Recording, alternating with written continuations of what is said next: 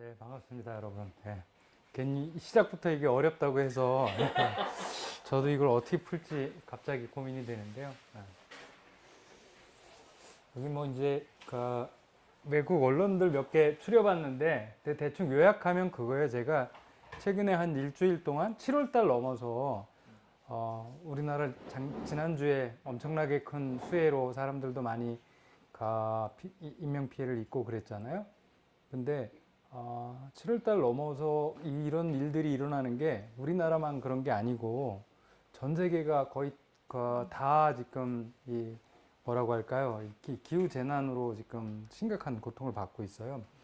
저희 아메리카 쪽 북미 지역 가면 동쪽에 캐나다하고 미국 해안가에는 엄청나게 심각한 화재가 일어나서 지금 대한민국 국토의 한 180배 뭐 되는 영토가 불이 나서 그 연기가 대서양을 건너서 유럽에까지 영향을 미칠 정도로 대단하다고 합니다. 그리고 지금 이 순간에는 이탈리아하고 스페인이 섭씨 45도가 우리는 40도만 넘으면 막 숨가쁠 텐데 넘어서 이게 지금 상당히 심각하다고 그러고 그리스도 지금 대형 산불이 나서 상당히 심각하다고 하는 걸 여러분들 외국 언론 통해서 보셨을 거예요. 중국도 지금 사상 최대의 더위 때문에 고통을 받는다 그러고 이런 일들이 거의 전 세계에서 일어나고 있는 것 같아요. 그나마 제가 지금 언급한 데는 선진국들이 있어서 미디어들이 빵빵하게 그걸 다 취재하고 이래서 그런데 그렇죠. 근데 알려지지 않았지만 이거보다 더 심각한 걸로 가장 유명한 거는 아프리카 동쪽에 여러분들 뭐 이디오피아나 케냐나 이런 쪽 지역은 벌써 수년째 가뭄이 굉장히 심해서 기아로 목숨을 잃는 사람들이 꽤 많다고 하고요. 그리고 간혹 가다가 이제 언론에 나오는 남아시아 쪽 파키스탄이라든지 인도, 태국 뭐 이런 쪽도 최근에 사상 최대의 더위가 때문에 고통을 받는다고 하잖아요. 근데 그런 나라들은 덜 나왔지만 덜 알려졌지만 오히려 피해는 더 클 수도 있습니다. 이렇게 즉 기후 변화로 인한 기후 재난이라고 하는 게 우리 전까지만 해도 그냥 대충 천재로 그러니까 자연재해로 보고 어쩔 수 없는 것들로 이해가 됐는데 최근에는 이런 게 뭐 100년 만에 한 번 나타날 게 지금 계속 나타난다거나 뭐 500년 만에 한 번 나타날 만한 게 지금 나타나거나 뭐 이제 이런 거잖아요. 이게 이제 다 기후 변화 때문에 생긴 걸로 봐야 된다는 게 이제 일반적인 얘기들입니다. 반대구나. 그래서 요즘에 이제 학자들이 최근에 전에는 이제 기후 변화 얘기했다가 기후 위기라고 얘기했다가 기후 비상사태라고 얘기했다가 이제 얘기하는 게 점점 세지잖아요. 근데 요새는 이제 외국 언론들이 어떤 영역 얘기를 하냐면, 그러니까 지금 인류의 삶이 미지의 영역에 돌입하기 시작했다 이런 얘기들을 쓰는 거예요. 미지의 영역이라는 게 뭐냐면 우리들은 물론이고 우리의 조상들도 겪어보지 못했던 한 번도 우리가 경험해보지 못했던 인류가 경험해보지 못했던 알려지지 않은 어떤 영역으로 우리가 들어가고 있다는 거죠. 그러니까 사실은 우리는 인간이 똑똑해서 1만 년 전부터 농사를 지은 걸로 얘기를 하고 있지만 농업을 발전시키고 그때부터 문명을 발전시킨 걸로 얘기하고 있는데 많은 기후학자들은 그렇게 생각하지 않고요. 11,700년 전부터 이 지구의 온도가 지금 우리가 알고 있는 굉장히 따뜻한 기후가 시작됐을 뿐만 아니라 그때부터 지구의 평균 기온이 1도 안팎으로 굉장히 안정되고 규칙적인 이 시간대로 들어갔다고 얘기를 해요. 그래서 그때부터 농사 짓는 게 가능했다고 하는. 그러니까 여러분들 아시는 것처럼 농사라고 하는 게 이 기후가 예측 가능해야 되잖아요. 날씨가 변동이 있더라도 예측 가능해야 어떤 때 씨를 뿌리고 어떤 때까지 걷어들이고 이런 게 가능한데 그렇지 않으면 그게 예측 불가능하면 농사를 짓기가 매우 어렵습니다. 근데 11,700년 전부터 이제 이른바 홀로세라고 하는 세기가 시작되면서 기후가 매우 안정권에 들어갔고 그때로 이후부터 최근까지 지구의 평균 온도가 막 들쑥날쑥하는 경우가 거의 없었는데 최근 50년 만에 이제 그 기후가 안정됐던 기후를 인간이 건드려서 일도 밖으로 벗어나게 만든 거죠. 그러다 보니까 최근에 우리가 역사에서 배웠던 어떤 상태와도 다른 상황이 만들어지고 있다. 이제 이런 거고, 뭐 여기 이제 몇 개 그래프들 중에는 뭐 이런 것들 있잖아요. 이런 게 몇 개가 튀어나오죠. 이게 다 2023년입니다. 그래서 2023년에는 수많은 과거의 데이터하고는 다른 데로 지금 튀어나가고 있는 거예요. 그러다 보니까 우리가 지금 이런 아까 좀 앞서 봤던 어마어마한 이 기후 재난들을 전 세계 곳곳에서 겪게 되는 거고, 이제 많은 사람들은 이게 이제 시작에 불과하다는 얘기들을 자꾸 해요. 그만큼 우리가 겪어보지 못한 이제 상황으로 돌입하고 있는 거죠. 자, 그래서 이런 기후 변화가 이제 뭐라고 할까요? 미래에 일어날 일이거나 이제 이런 게 아니고 지금 당장 이미 이제 일어나 버리고 있는 상태까지 왔는데, 기후 변화가 왜 생겼냐? 이제 이렇게 물어보면 원인은 되게 간단해요. 우리가 이제 그 학자들이 얘기하는 온실 효과라고 하는 것 때문에 생겼고, 그 온실 효과는 왜 생겼냐 하면은 지구 이 하늘로 이산화탄소와 같은 온실가스를 너무 많이 배출했기 때문에 그랬다라는 거죠. 너무 많이 배출했기 때문에 온실가스가 하늘을 덮었고, 그 덮어서 지구가 따뜻해지고 나서 남은 열들이 밖으로 하늘로 다시 되돌아가야 되는데 되돌아가지 못하고 마치 온실처럼 갇혀가지고 우리 비닐하우스처럼 갇혀서 지구를 데우고 있다, 이런 거죠. 그러면 온실가스는 왜 많이 배출했느냐? 이것도 사실 그 원인은 되게 간단해요. 다 알고 있어요. 뭐냐면 석탄석유가스라고 하는 화석연료죠. 석탄석유가스라고 하는 화석연료를 땅속에 묻혀 있었던 건데, 이거를 우리가 대량으로 캐내서 채굴해서 태웠기 때문이죠. 뭘 하기 위해서? 공장을 돌리기 위해서, 전기를 만들기 위해서, 그리고 우리 냉난방하고, 그리고 음식을 만들기 위해서, 자동차를 굴리기 위해서, 이게 다 석탄석유가스 들어가는 거잖아요. 그래서 대량으로 너무 많이 만들어 가지고 태워서 우리가 되게 훌륭한 문명을 이루긴 했는데, 그 대가로 온실가스를 너무 많이 배출했기 때문이다. 이제 이런 거죠. 그래서 제레미 리프킨 같은 미래학자는 뭐라고 얘기하냐면, 우리는 지금 2000년, 3000년 전에 살았던 우리 선조들을 보고 신석기 시대 사람 또는 청동기 시대 사람 이런 식으로 부르잖아요. 예. 우리 후손 한 1000년 후쯤에 태어날 우리 후손들이 만약에 우리를 부른다면, 지금 살아있는 우리를 부른다면 우리는 탄소 시대 사람으로 부를 거다. 탄소라는 건 이제 석탄석유가스 같은 화석연료를 지칭하는 건데, 탄소 시대 사람으로 부를 거다. 이제 이런 얘기를 할 정도로 지금 우리는 사실 엄청나게 많은 석탄석유가스라고 하는 땅 속에 매장되어 있던 그런 이제 에너지를 꺼내 가지고 그런 에너지를 대량으로 써버렸기 때문에 문명을 일으켰지만 대신에 기후위기라고 하는 걸 만들어낸 거죠. 그래서 이렇게 기후변화라고 하는 거, 기후위기라고 하는 게 원인을 모르지 않아요. 이게 너무 아주 간명하게 알고 있어요. 물론 이제 화석연료 말고 석탄석유가스 말고 우리가 이제 소 같은 가축도 너무 많이 키워서 이제 육식을 하고, 그래서 이제 기후 변화를 더 재촉한 측면이 있긴 한데, 압도적으로 많은 원인은 그 화석연료를 많이 썼기 때문입니다. 그래서 원인을 다 알아요. 근데 아는데도 왜 우리가 이걸 대처를 못할까?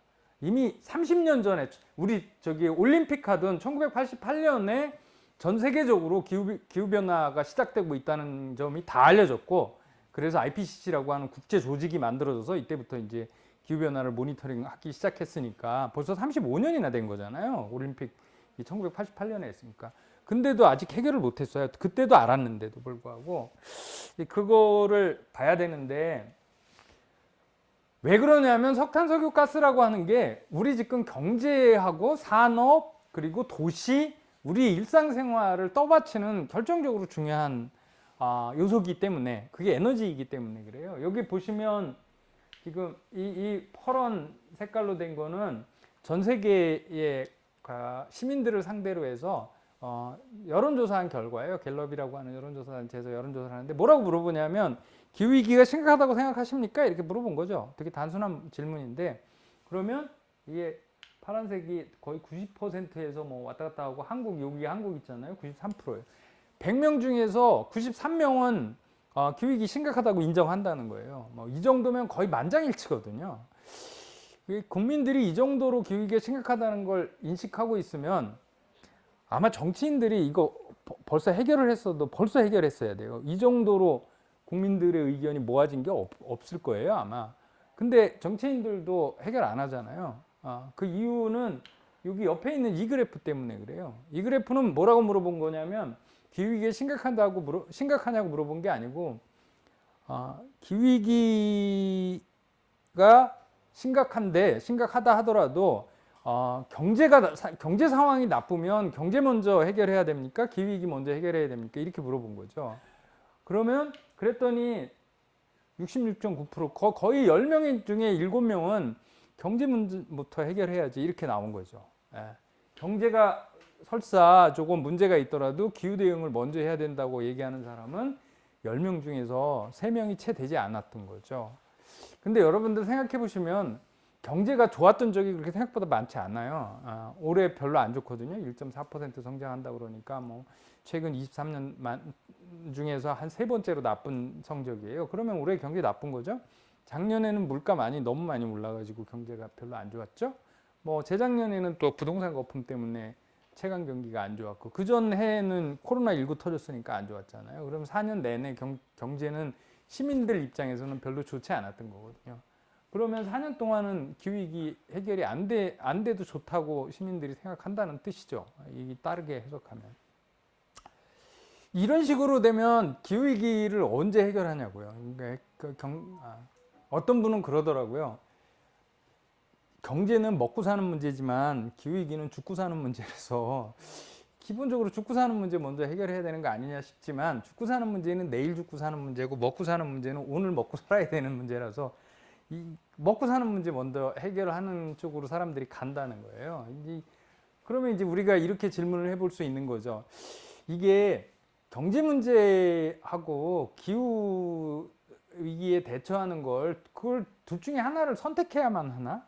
둘 다를 해결하는 방법은 없나? 그러니까 경제도 안정화시키면서 먹고 사는 문제도 같이 풀어낼 수 있는 방법이 있다면 우리가 그 방법을 선택하면 굳이 둘 중에 하나를 억지로 선택해야 될 필요는 없는 거고 그러면 먹고 사는 경제 문제 해결한다고 기후위기 해결을 매번 뒤로 늦출 이유는 없는 거죠. 그런 질문들을 해봐야 되는 거죠. 그래서 경제하고 기후를 엮어보려고 이제 여러분들에게 이제 말씀을 드리는 거죠. 사실은 경제라는 것도 통상적으로는 우리 시민들이 알기 쉽지 않고 기후도 알기 쉽지 않은데 알기 어려운 두 개를 섞는 이유는 이걸 두 개를 섞어봐야지 얘기가 된단 말이에요. 사실은 말씀드린 대로 기후위기가 왜 생기는지 얼마나 심각한지 이거는 자연과학자들이 이미 다 찾아냈어요. 그래서 아마 여러분들도 자료나 이런 거 보면 기후위기가 심각하구나 이런 거 알아요. 알면 뭐해? 해결을 어떻게 할지를 모르는데 그게 왜냐면 이게 경제 문제하고 얽혀 있어서 그래요.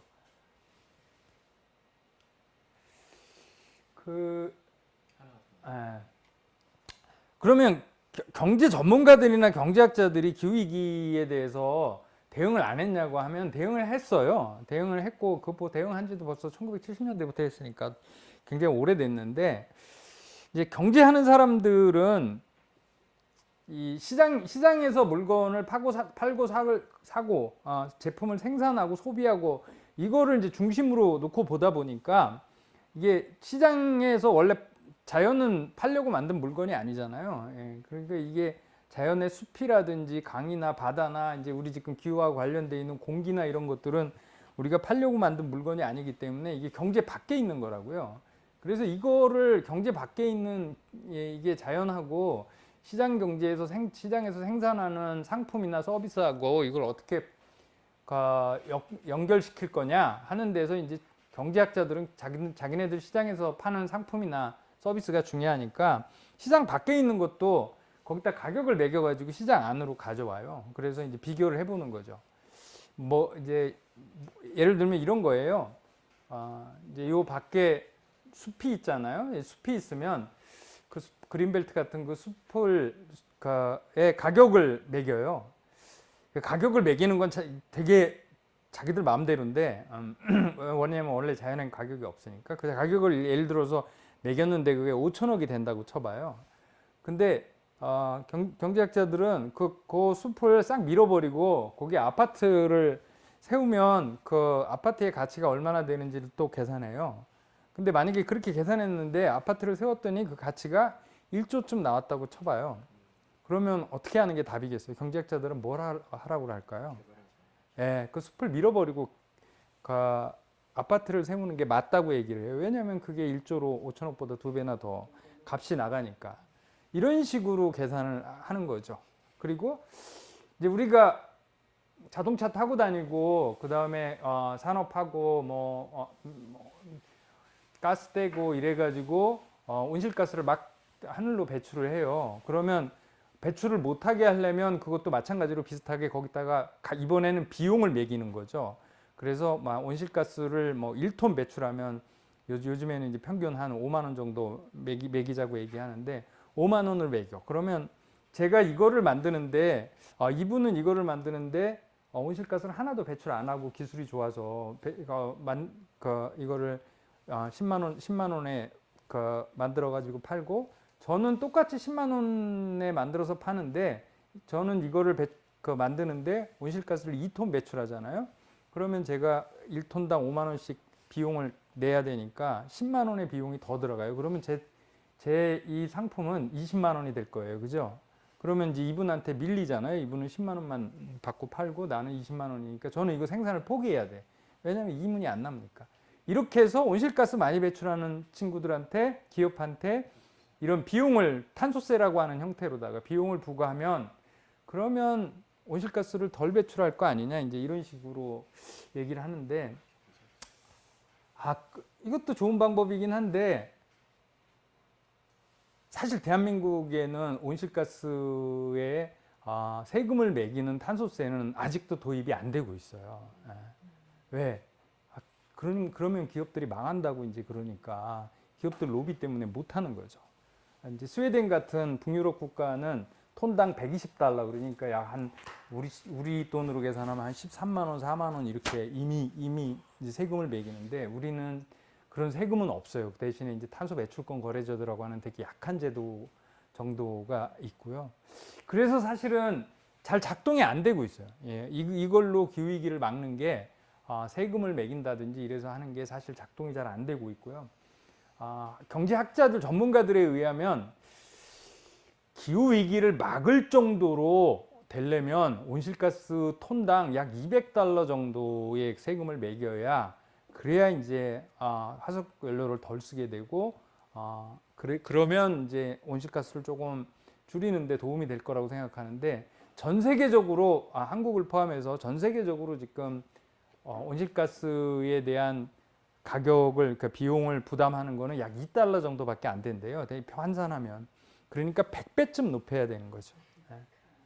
그러면 미국 같은 나라도 그게 아직 안 되고 있습니다. 예, 미국도 국가 단위에서는 탄소에 대해서 가격을 안 매기고 있고요.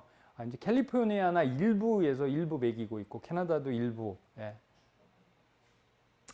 그러니까 기업의 로비들이 워낙 세고 오히려 거꾸로 온실가스를 배출하면 거기다 비용을 부과하는 게 아니라 전 세계적으로 아이러니한 거는 화석연료를 개발하는데 보조금을 주고 있다는 게 문제죠.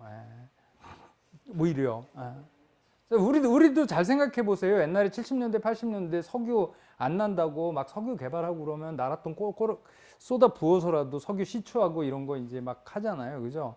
그렇게 오히려 화석연료를 개발하는 쪽에 돈을 쏟아붓지 화석연료를 덜 쓰는 쪽으로 하지를 않는 거죠. 아직까지도 그런 거죠.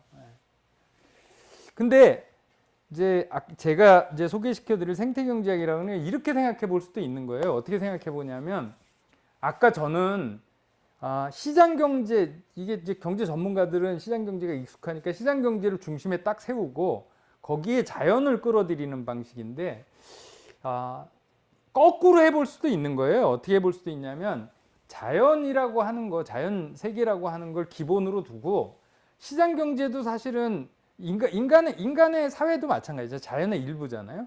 그럼 인간이 활동하는 시장 경제도 자연의 일부로 보는 거죠. 자연의 일부로 보면 이제 가격 가지고 비교하는 게 아니라 자연에 존재하는 물질들의 양을 가지고 비교하는 거죠. 물질량이 뭐가 있죠?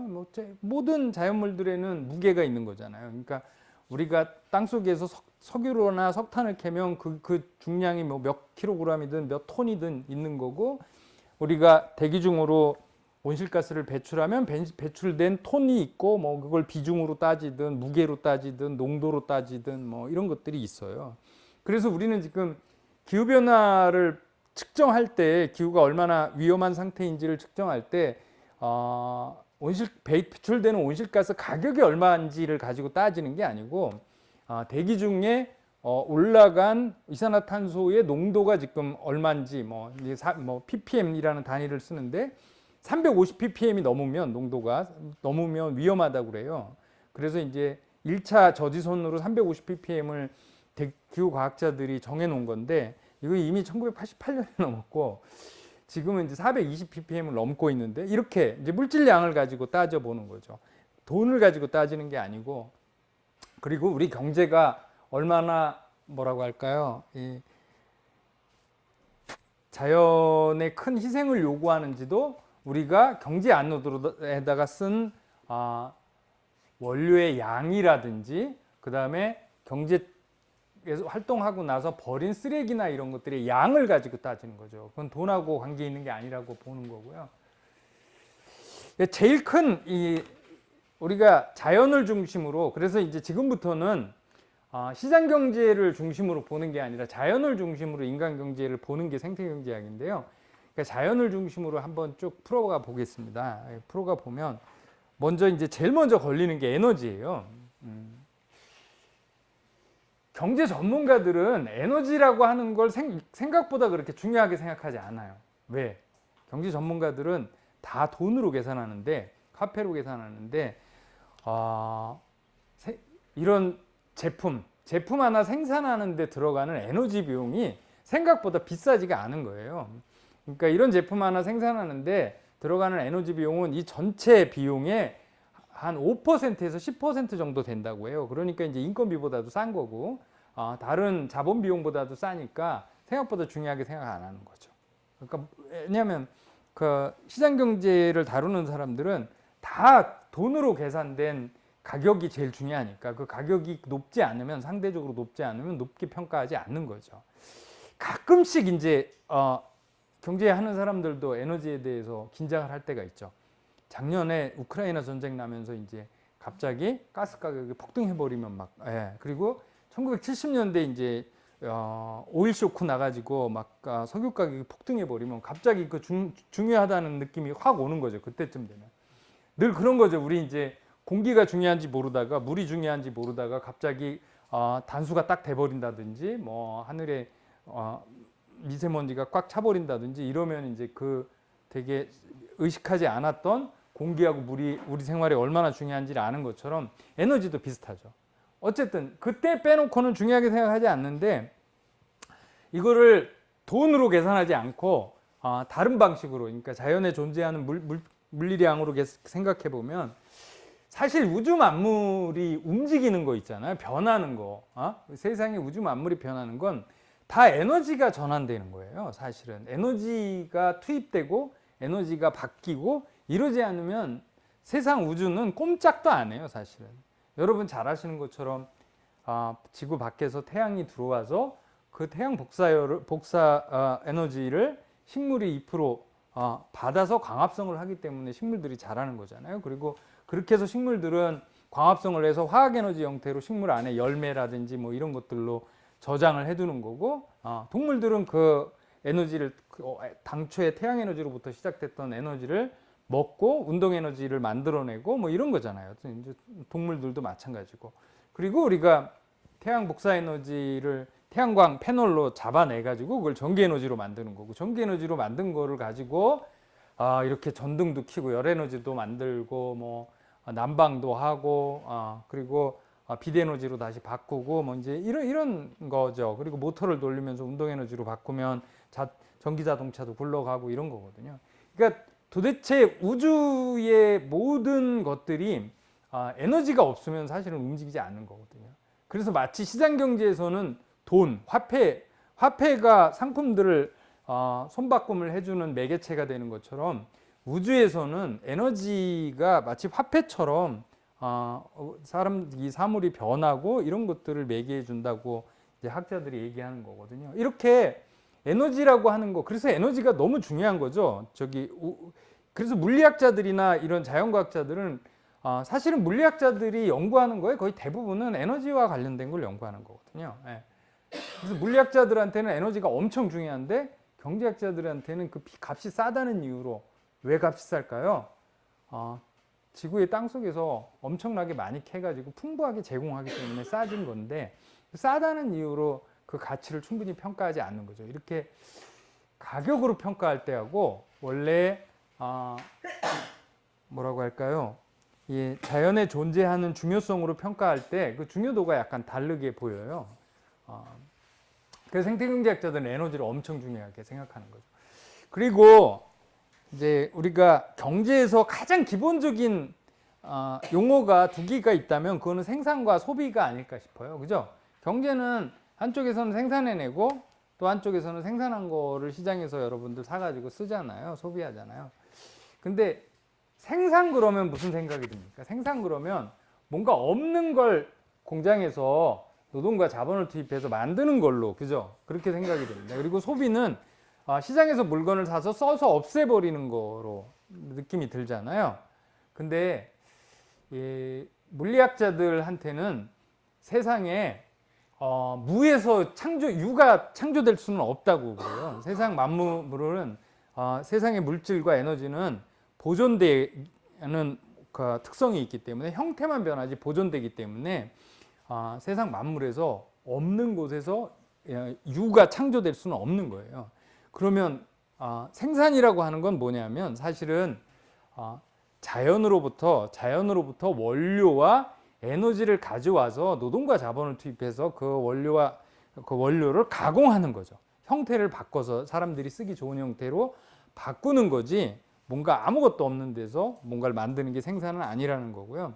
소비도 마찬가지로, 소비도 우리가 시장에서 물건을 사서 써서 우리 시야에서는 없애버리는데 실제로는 없어지는 게 아니고 우리가 자연으로 다시 쓰레기나 폐기물과 폐열 형태로 자연으로 되돌려 보내는 거죠. 그런 차원에서 보면 생산과 소비는 무에서 유가 되고 유에서 무가 되는 게 아니고, 생산을 늘리면 늘릴수록 자연으로부터 원료하고 에너지를 많이 갖고 와야 되는 거고, 소비를 늘리면 늘릴수록 자연으로 뭔가를 많이 버리는 거죠, 우리가. 그래서 생태경제학자인 미국의 허먼데일리라는 학자는 아주 쉬운 예로 피자 만들기를 예를 들어서, 우리가 피자 1kg을 만들려면 물론 이제 요리사가 훌륭한 요리사가 전문적인 요리사가 있어야지, 기술 좋은 요리사가 있다고 쳐요. 그리고 굉장히 비싸고 첨단 오븐이 있다고 치고, 그리고 이 피자를 어떻게 만드는지를 상세하게 해설해 준 레시피까지 있다고 칩시다. 그러면 이 세 가지는 이제 노동과 자본과 기술이거든요. 근데 그런 요리사하고 오븐하고 레시피가 있다고 여러분들이 피자를 만들 수 있습니까? 없잖아요. 그죠? 밀가루가 있어야 돼요. 기본적인 원료가 있어야 되는 거죠. 그것도 피자 1kg을 만들려면 밀가루 500g을 가지고는 죽었다 깨나도 아무리 좋은 요리사나 아무리 비싼 오븐이 있다 하더라도 1kg의 피자를 만들 수는 없는 거죠. 그죠? 질량이 보존돼야 되거든요. 그리고 더불어서 이제 오븐을 작동시키기 위한 전기 에너지가 들어가야 됩니다. 그래서 흔히들 우리는 그냥 이런 상품들이 공장에서 노동과 자본과 기술이 있으면 뭔가 없는 게 뚝딱 만들어질 것 같지만, 실제로는 원료하고 에너지가 없이는 어떤 것도 생산되지 않는다는 걸 의미하는 겁니다. 근데 문제는 이거죠. 지구는 커지지 않잖아요. 지구는 유한한데 그 유한한 지구에서 우리가 생산을 계속 확대한다면, 확대한다는 소리는 자연으로부터 뭔가를 계속 가져와야 된다는 소리고, 소비를 계속 확대한다는 것도 자연으로부터 뭔가를 계속 자연으로 우리가 쓴 거를 계속 버린다는 뜻이거든요. 그게 이제 어디까지 가능할 거냐? 이제 이런 고민들이 드는 거죠. 근데 기존의 경제에서는 생산과 소비가 이 안에서 뱅글뱅글 돈다고 생각하기 때문에 무한히 지속될 것 같은데 이게 자연하고 연결을 해보면 그렇게 되질 않는 거죠. 아까 이제 물리 세계하고 경제를 연결시켰는데 이게 생물 세계하고 경제를 연결시켜 볼 수도 있어요. 이 왼쪽에 그림이 이게 중학교 때 이제 생물학 시간에 많이 배운 모든 생명체는 물질 대사 과정을 거치잖아요. 그러니까 밖에서 음식을 섭취해서 그걸 이제 에너지로 만드는 동화작용을 거치고 다시 그렇게 해서 축적된 에너지를 운동할 때나 뭐 이제 살아갈 때 머리 굴쓸 때 이제 이럴 때 쓰는 이화작용을 거친다고요.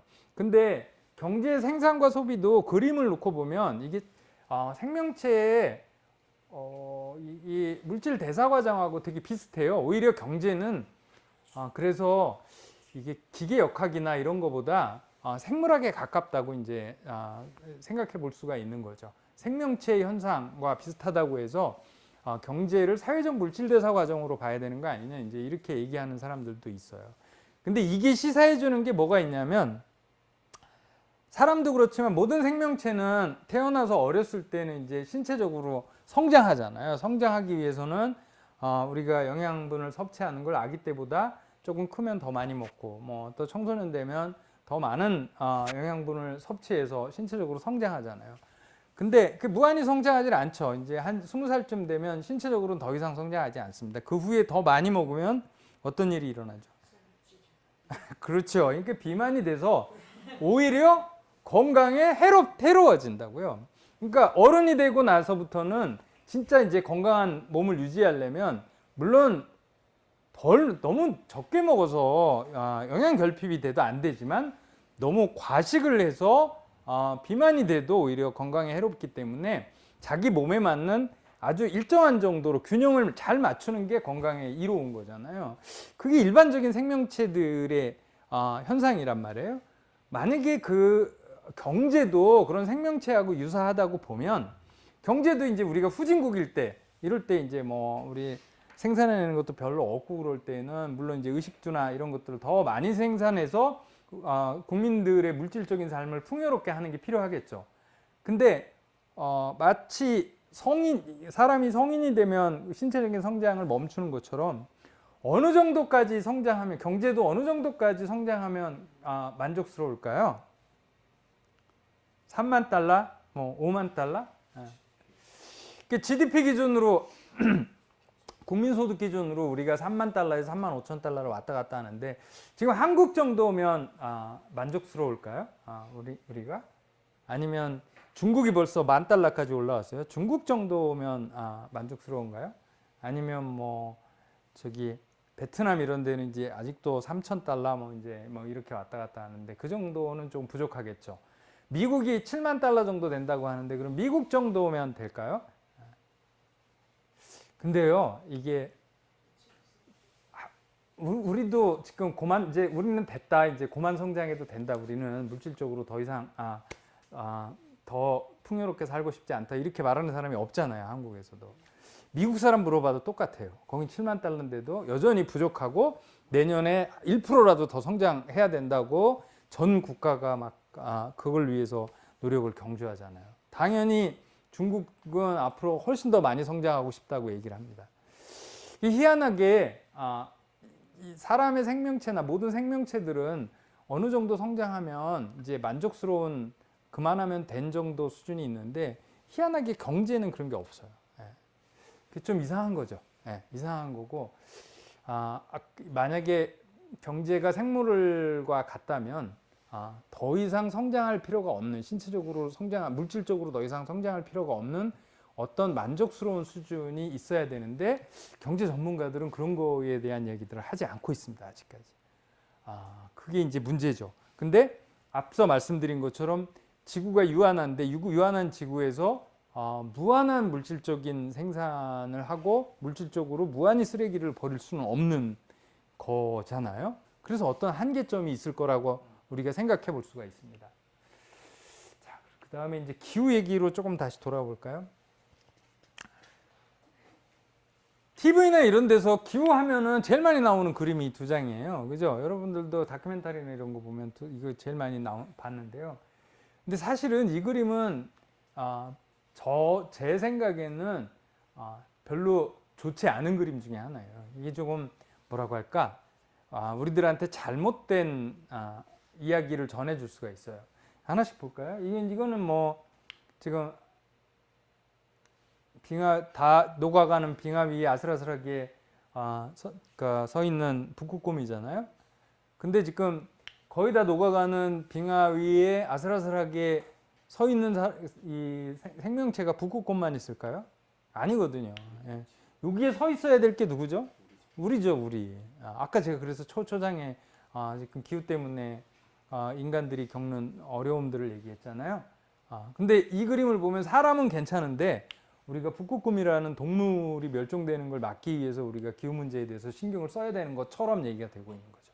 이제 옛날에 한 30년 전에 이랬을지 몰라요. 근데 지금은 기후를 걱정하는 이유는 우리들 자신의 안전이 위험하기 때문에 그런 거죠. 옛날에는 괜찮았던 것들이 옛날에는 홍수나 이런 걸로부터 괜찮다고 생각했던 것들이 이제 기후재난이 세지면서 점점 더 괜찮지 않은 걸로 지금 다 바뀌고 있잖아요. 그래서 이거는 조금 잘못된 인상을 줄 수 있는 그런 이미지라서 별로 좋지 않다고 봤던 거고요. 이 불타는 지구 이미지도 비슷해요. 물론 이제 요새 산불이 많아지니까 저렇게 할 수도 있는데 지금 이 그림은 마치 이제 지구가 위험에 빠진 것처럼 기후변화로 지구가 위험에 빠진 것처럼 이미지를 주잖아요. 근데 기후변화로 위험에 빠진 건 지구가 아니에요. 사실 지금 막 우리가 1.2도까지 올랐다고 하잖아요. 지금 이제 그러니까 지구의 온도 상승이 평균 온도 상승이 1.2도까지 올랐던 거는 꽤 많이 있었어요. 지구 역사에서. 지구가 한 45억 년, 46억 년 역사를 가지고 있는데 그 중에 한 5억 년 동안에 고등생물이 살았대요. 근데 그 고등생물이 살았을 때조차도 지구의 평균 온도가 막 2도, 3도, 심지어는 7도 뭐 이렇게 올라갔던 적도 꽤 있다고 하거든요. 그때마다 지구가 없어졌으면 우린 지금 지구 위에 살고 있지 않을 거 아니에요. 근데 그때마다 위험에 빠진 건 지구가 아니라 뭐다? 지구 위에 살아 있었던 생물들이 위험에 빠진 겁니다. 그래서 지금까지 그런 지구 추가 온도 상승이 급격한 온도 상승 때문에 지구 역사에서 5번의 대멸종이 있었다고 하는 거잖아요. 5번의 대멸종이 있었고 그 마지막 5번째 대멸종은 6,500만 년 전에 여러분들이 아시는 공룡이 멸종한 사건이 5번째 대멸종 사건입니다. 근데 이제 문제는 뭐냐면 이 지구의 온도가 갑자기 급상승해서 지구 위에 살아가는 생명체들이 위험에 빠지는데 보통 대멸종 그러면 한 개의 생명체도 안 남고 다 없어지는 게 아니라 지구의 생명체 중에 한 70% 이상이 없어지면 대멸종 사건으로 보는데 대체로 먹이사슬의 맨 꼭대기에 있는 그런 이 생명체는 완전 멸종을 한대요. 그러니까 우리 지금은 공룡이 6,500만 년 전에 최상위 포식자였으니까 완전 멸종했잖아요. 문제는 이제 우리가 지금의 기후 대응을 잘 못하면 지금은 최상위 포식자가 인간이잖아요. 그 최상위 포식자인 인간이 가장 위험이 빠질 가능성이 상당히 높다는 거예요. 그래서 6번째 대멸종 사건이 만약에 온다면 우리가 기후 대응을 잘 못해서 제일 위험에 빠질 거는 아마 인간일 거다. 이제 이렇게 보는 거죠. 그래서 이 오른쪽 그림도 우리가 지구를 구하자, 뭐 이제 기후 운동하는 친구들이 이렇게 얘기하는데 구해야 될 거는 지구가 아니라 지구는 앞으로도 한 150년, 120억 년 동안은 존재할 거라고들 그러더라고요. 근데 그 지구가 위험에 빠지는 게 아니라 지구 위에 사는 생명체 그 중에도 인간이 위험하기 때문에 우리가 기후 변화에 대해서 관심을 갖는 거다 이거죠. 그럼 두 개의 그림을 다 합쳐 보면 결국은 위기에 빠진 건 북극곰만 위기에 빠진 것도 아니고 지구 자체가 위험에 빠지는 게 아니라 인간이 위험에 빠지기 때문에 우리가 고민을 하는 거고요. 그래서 이게 생태경제학자들은 이 경제와 지구의 관계를 설명하는 좀 더 나은 이제 예들을 예시를 하는데 그 중에 두 개만 제가 소개시켜 드리겠습니다.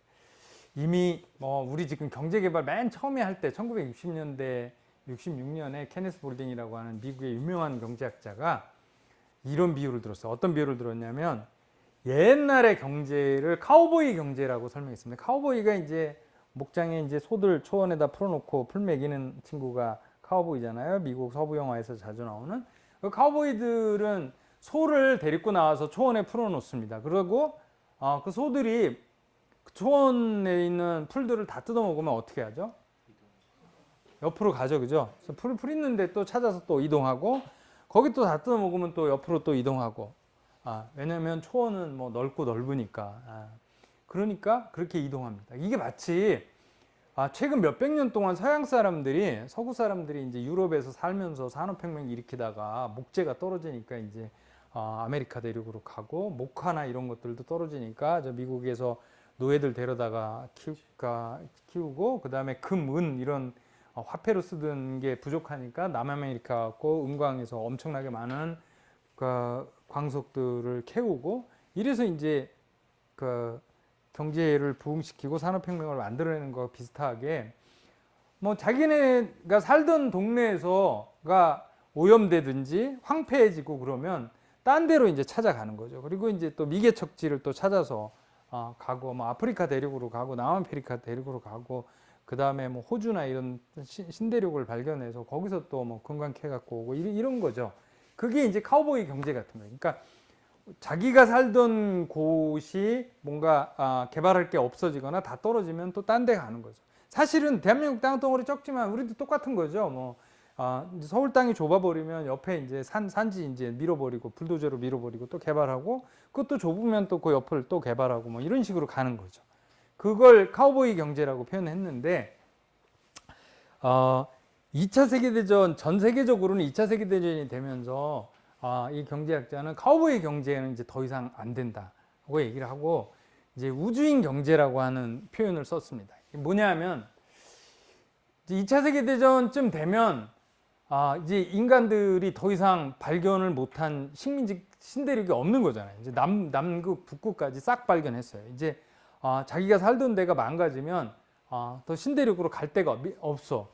이제 옛날처럼 이제 2차 세계대전 후에는 이제 다 독립국가가 돼갖고 뭐 중국이나 한국처럼 이제 살던 원주민들을 내쫓고 뭐 식민지를 만들 수도 없어. 이제 그렇게 된 거잖아요. 그때부터는 이제 자기가 살던 데를 망가뜨리면 더 이상 갈 데가 없어진 겁니다. 그래서 마치 그게 지구가 이제 우주선이 된 것처럼 우주선이 된 건 그런 거잖아요. 뭐가 물건이 부족하면 밖에서 갖고 올 수가 없잖아요.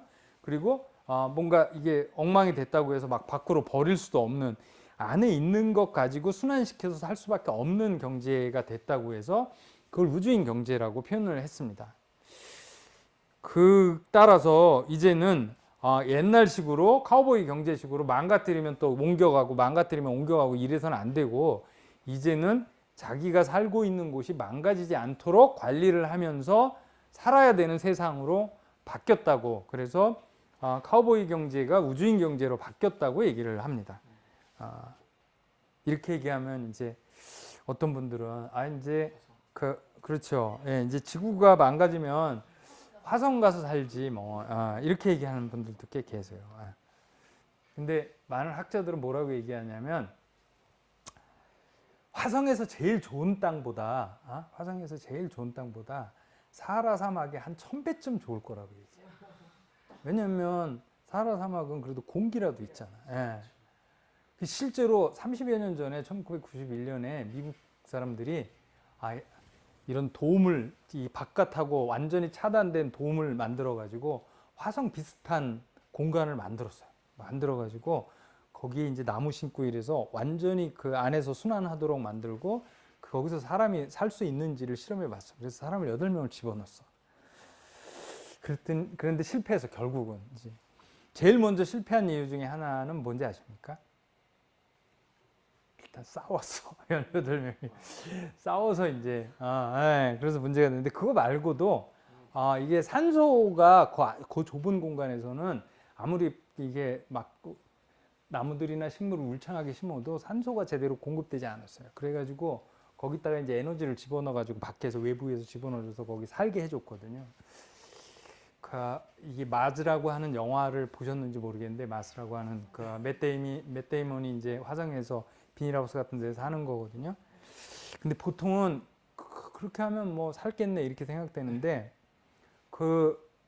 이제 한국이라 미국에서 30년 전에 실험할 때 그런 공간에서 살게 하려고 외부하고 완벽하게 차단된 공간에서 자립적으로 살게 하려고 거기다 에너지를 얼마를 집어넣냐면 거기 8명이 에너지를 전기 요금으로 낸다고 가정했을 때 1인당 매달 2억 원씩 전기 요금을 내야 그 공간이 사람이 살 수 있는 공간이 됐다는 거예요. 그러니까 우리가 예를 들어서 화성 이런데 맷 데이먼이 남성 배우가 거기서 혼자서 막 재밌게 살아가는 것 같지만 그게 사람이 살 수 있는 공간으로 만들어내려면 뭔가 막대한 에너지와 그런 것들이 주어지지 않고서는 살 수가 없는 거죠, 사실은. 그래서 화성에서 제일 좋은 공간도 사하라 사막이보다 1000배쯤 나쁠 거라고 하는 얘기가 그래서 얘기가 되는 거죠. 일단은 우리 같은 평범한 시민이 뭐 제프 베이조스나 이런 거대한 엄청난 부자가 아니고서는 화성에 가는 것도 힘들지만 가서도 사실은 살기가 어려운 거죠. 그래서 지금 지구 인구가 80억이잖아요. 80억 중에 80명 정도는 거기 가서 그런 환경을 만들어 가지고 돈을 엄청나게 투자해 가지고 그런 환경을 만들어서 살 수 있을지는 잘 모르겠는데 그거는 대부분의 지구에 사는 시민들은 그렇게 살 수가 없는 거죠. 그래서 그 이후에 한 100년쯤 된다고 해도 안 되는. 그래서 이제 흔히들 그래서 그런 말을 합니다. 그러니까 지구를 대신할 만한 대안이라고 하는 건 존재하지 않는다는 거죠. 그래서 지구를 마치 우주선인 것처럼 우주선 지구처럼 잘 가꾸지 않으면 안 된다는 얘기를 하는 거고요. 그 후에 허먼데일리라고 하는 생태경제학자가 또 비슷한 비유를 들었는데 요 왼쪽을 이제 비어있는 세상의 이미지로 오른쪽을 꽉 찬 세상의 이미지로 해서 비어있는 세상은 뭐냐면 저 육각형이 지구라고 보시면 돼요. 그리고 여기에 조그만 배가 있잖아요. 요거를 사람들의 경제라고 보면 지구는 옛날에는 그런 거죠. 지구는 엄청나게 컸는데 인간 경제는 작은 거죠. 예를 들어서 이런 거예요. 그러니까 여러분들께서 옛날에는 공장에서 막 매연을 내뿜어도 하늘이 워낙 넓잖아요. 그래서 매연을 한 5분 동안 내뿜고 한 5분 지나면 그냥 희석돼서 안 보이잖아. 그러니까 뭐 다 지구가 워낙 크니까 하늘이 워낙 크니까 이제 희석시켜 버리는 거죠. 그리고 공장에서 이제 오폐수를 강물이나 바다에 버려도 강과 바다가 워낙 넓으니까 그냥 흐지부지 희석돼서 안 보이는 거죠. 그건 경제가 작을 때 그런 거죠. 우리는 옛날에 그렇게 해왔죠. 그렇게 해왔고 막 오폐수가 버려도 조금 있다 지나면 뭐 흘러내서 안 보이게 되고 뭐 이제 이랬던 세상이었는데 이게 이 세상이죠. 근데 지구는 자라나질 않잖아요. 지구는 맨날 똑같은데 옛날이나 지금이나 경제가 이렇게 커진 거죠. 지금은 양상이 달라졌다는. 그래서 우리 봄에 미세먼지 날라오면 막 굉장히 고통스럽잖아요. 그 미세먼지 중에는 물론 이제 중국에서 날아오는 황사 때문에도 생기는데요. 적지 않은 비중은 지금 인천 쪽이라든지 충남 쪽에 있는 화력발전소 때문에 생기기도 해요. 그래서 실제로 한국에서 생기는 미세먼지가 심해지잖아요. 그러면 지금 충남이나 이런 데에 있는 화력발전소를 한 10개에서 20개 정도를 하루 이틀 정도를 가동을 중지시키면 미세먼지가 괜찮아져요.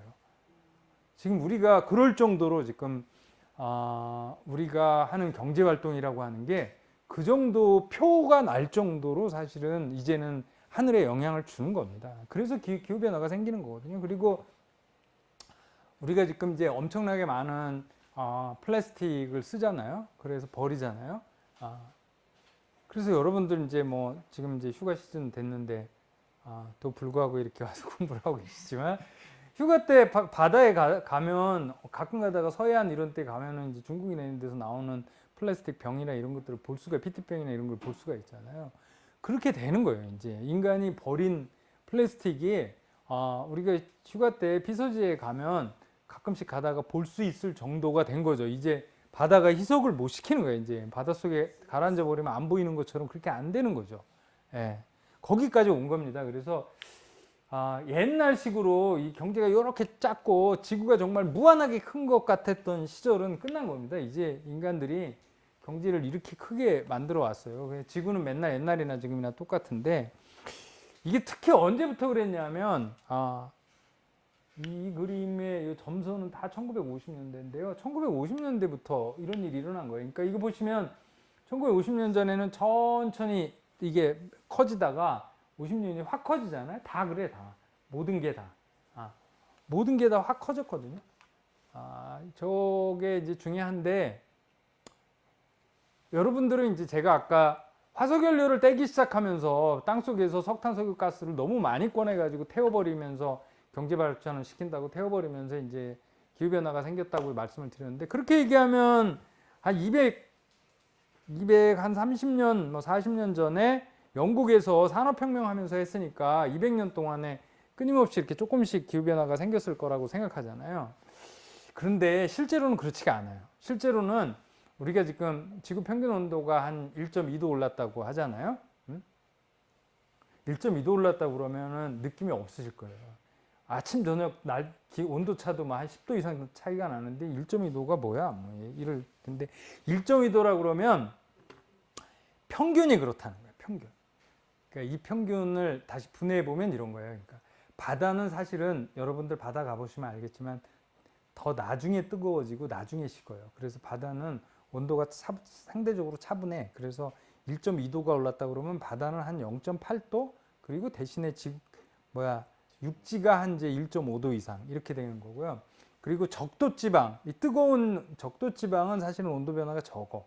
그리고 북극으로 갈수록 온도 변화가 심해서 북극이나 이런 데는 평균 온도가 거의 5도, 6도 이상 올랐어요. 예. 그리고 한국은 2도 이상 올랐어요, 이미. 예. 이제 이런 거고요.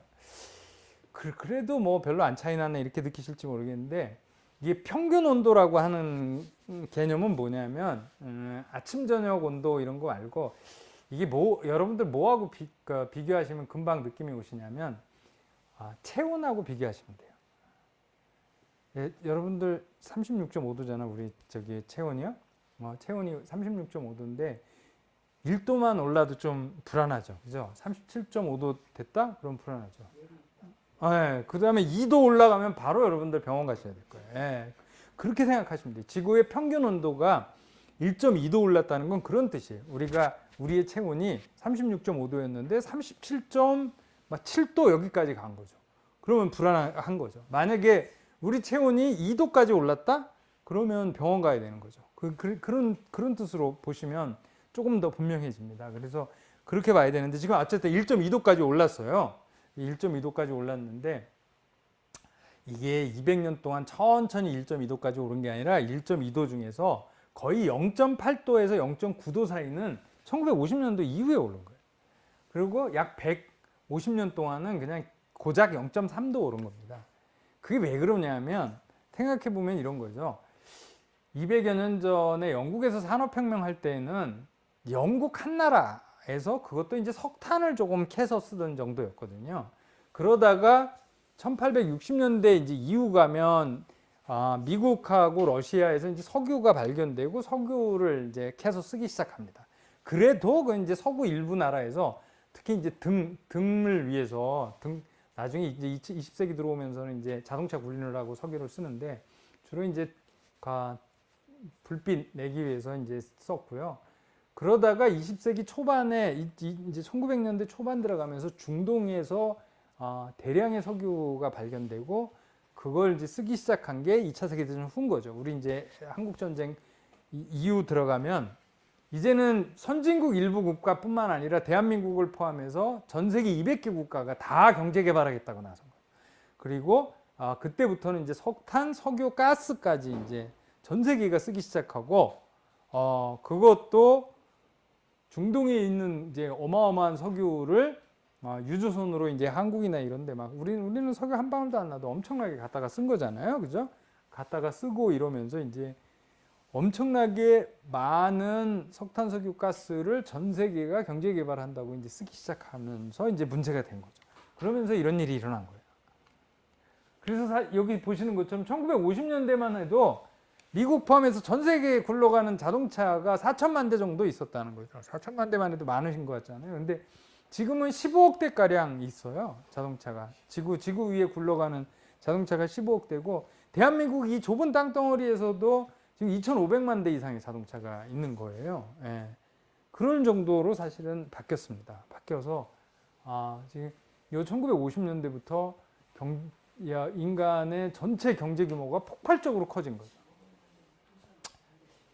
이렇게 생각하면 여러분들은 이제 대한민국은 1960년대 박정희 때부터 경제 개발했으니까 우리는 기후위기 책임이 적어 이렇게 생각할 수도 있잖아요. 근데 그렇게 생각하시면 완전 오해입니다. 예. 지금 전 세계에서 온실가스 배출 등수를 매기면 한국이 몇 등쯤 되시는지 아십니까? 네, 비슷하게 맞추시네요. 그러니까 배출을 많이 하면 7등쯤 나오고 적게 하면 10등쯤 나옵니다. 그러니까 7등에서 10등 안에 드는 건데 현재로는 10등 정도 되는데 매우 높은 등수죠. 예, 매우 높은 등수입니다. 우리 이제 어저께 오늘 새로 발표해서 이제 6억 5천만 톤 정도 배출하는데 어쨌든 엄청 많이 배출하잖아요. 그러니까 배출하는데 문제는 온실가스 특히 이산화탄소는 매년 얼마 배출하냐, 올해 얼마 배출했냐 이게 중요하지가 않아. 이제까지 다 합쳐서 얼마 배출했냐가 중요해. 왜냐하면 우리가 이산화탄소를 우리 자가용 끌고 가서 한번 배출하잖아요. 그러면 하늘에 없어지는 게 아니고 최소 수십 년, 안 돼도 100년 이상 남는다고. 그러니까 이제까지 다 합쳐서 얼마야? 이게 중요해. 올해 제일 많이 배출한 나라가 어디야? 이러면 어디죠? 중국. 중국이 한 31% 정도 되거든.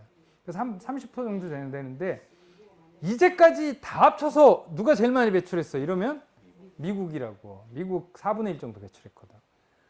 그러니까 사실은 올해 제일 많이 배출했으니까 중국이 제일 문제야 이렇게 얘기할 수도 있지만 정확하게 표현하면 이제까지 다 합치면 미국이 제일 많고 그 다음에 이제 유럽이죠. 근데 그런 식으로 얘기하면 이제까지 다 합쳐서 한국은 몇 등?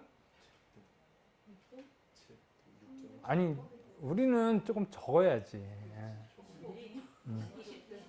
17등입니다. 17등. 이제까지 다 합친 것도 한국이 적지 않은 등수라는 걸 말씀드리고 싶은 거예요. 왜?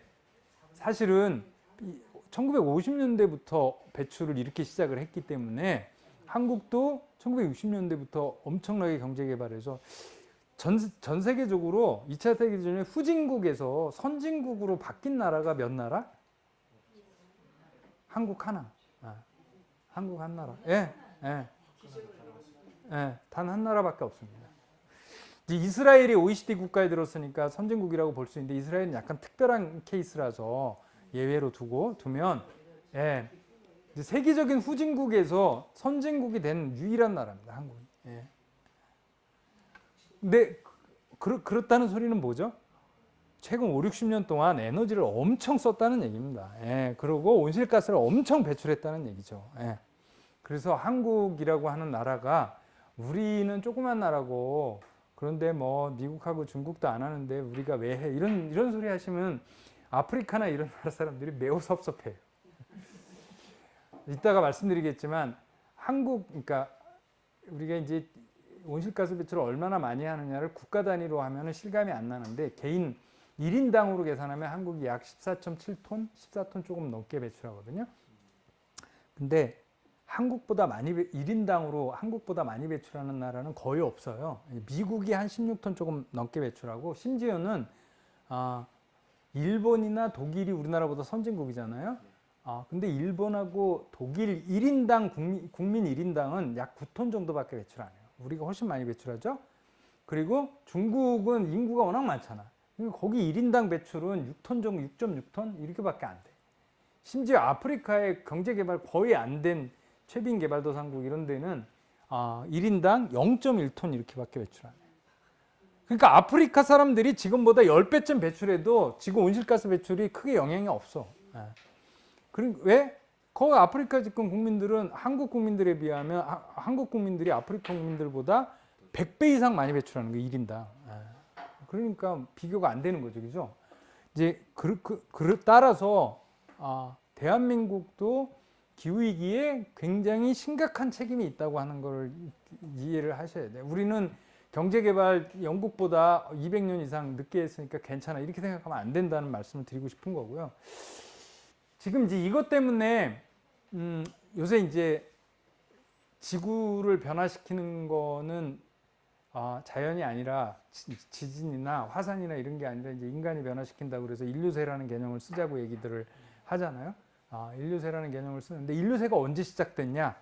이제 어떤 사람은 산업혁명 때부터 시작됐다고 하고 어떤 사람은 유럽 사람들이 콜럼버스가 1492년에 아메리카 대륙 발견하면서부터 시작됐다고 얘기하는데 압도적인 대다수의 의견은 이때부터 1950년대부터 인류세가 시작됐다고 봐야 된다라고 얘기를 하고 있고 이때부터 뭐 화석연료를 엄청 썼으니까 심지어는 이제 수소폭탄 이런 거 실험하고 그런 것도 다 이때부터고요. 그래서 세계 지질학회가 지금 이제 인류세는 아직 세계 지질학회에서 층수학회에서 공식적으로 인류세를 선포하지는 않았어요. 지금 그 검토 단계인데 많은 학자 지금 준비하고 있거든요.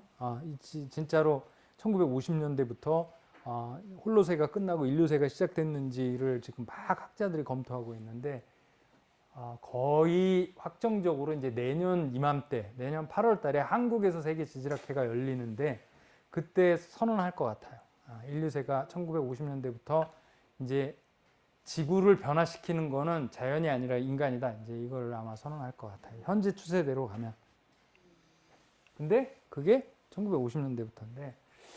근데 요새 이제 뭐 디지털 기술도 발전되고 그래서 뭐 탈물질화 되는 거 아니냐. 이제 물질 안 하고 다 정보가 경제를 발전시키는데 이렇게 생각할 수도 있는데요. 그거 한번 보겠습니다. 보는데 다 빼고 요 그림 두 개만 보면 이 녹색으로 생긴 빌딩이 뭐냐면 자연이 스스로 지구 위에서 만들어낸 물질의 중량을 무게를 다 합친 거예요. 합치면 이만큼쯤 된다고 이제 보는 건데요. 자연이 만들어내는 물질이 뭐죠? 자연이 뭐 나무가 커지면 나무 무게가 커지고 그죠? 그다음에 동물이 새끼를 낳으면 무게를 합산해야 되고 바다에 고기가 번식을 많이 하면 다 무게 합산시키고 풀들이 자라면 다 합산시키고 그런 걸 다 합산시키면 이만큼 된다는 거예요. 근데 요 오른쪽에 있는 건 뭐냐면 인간이 만들어낸 물질량입니다. 그러니까 인간이 뭘 만들어내죠? 빌딩을 짓고 자동차 생산하고 그죠? 뭐 이런 거 다 합친 거, 집 짓고 이런 걸 다 합치니까 이렇게 된다는 소리인데요. 한마디로 표현하면 3년 전 2020년 기준으로 자연이 스스로 지구 땅 위에 만들어내는 것보다 인간이 만들어내는 물질의 무게가 더 많아지기 시작했어요.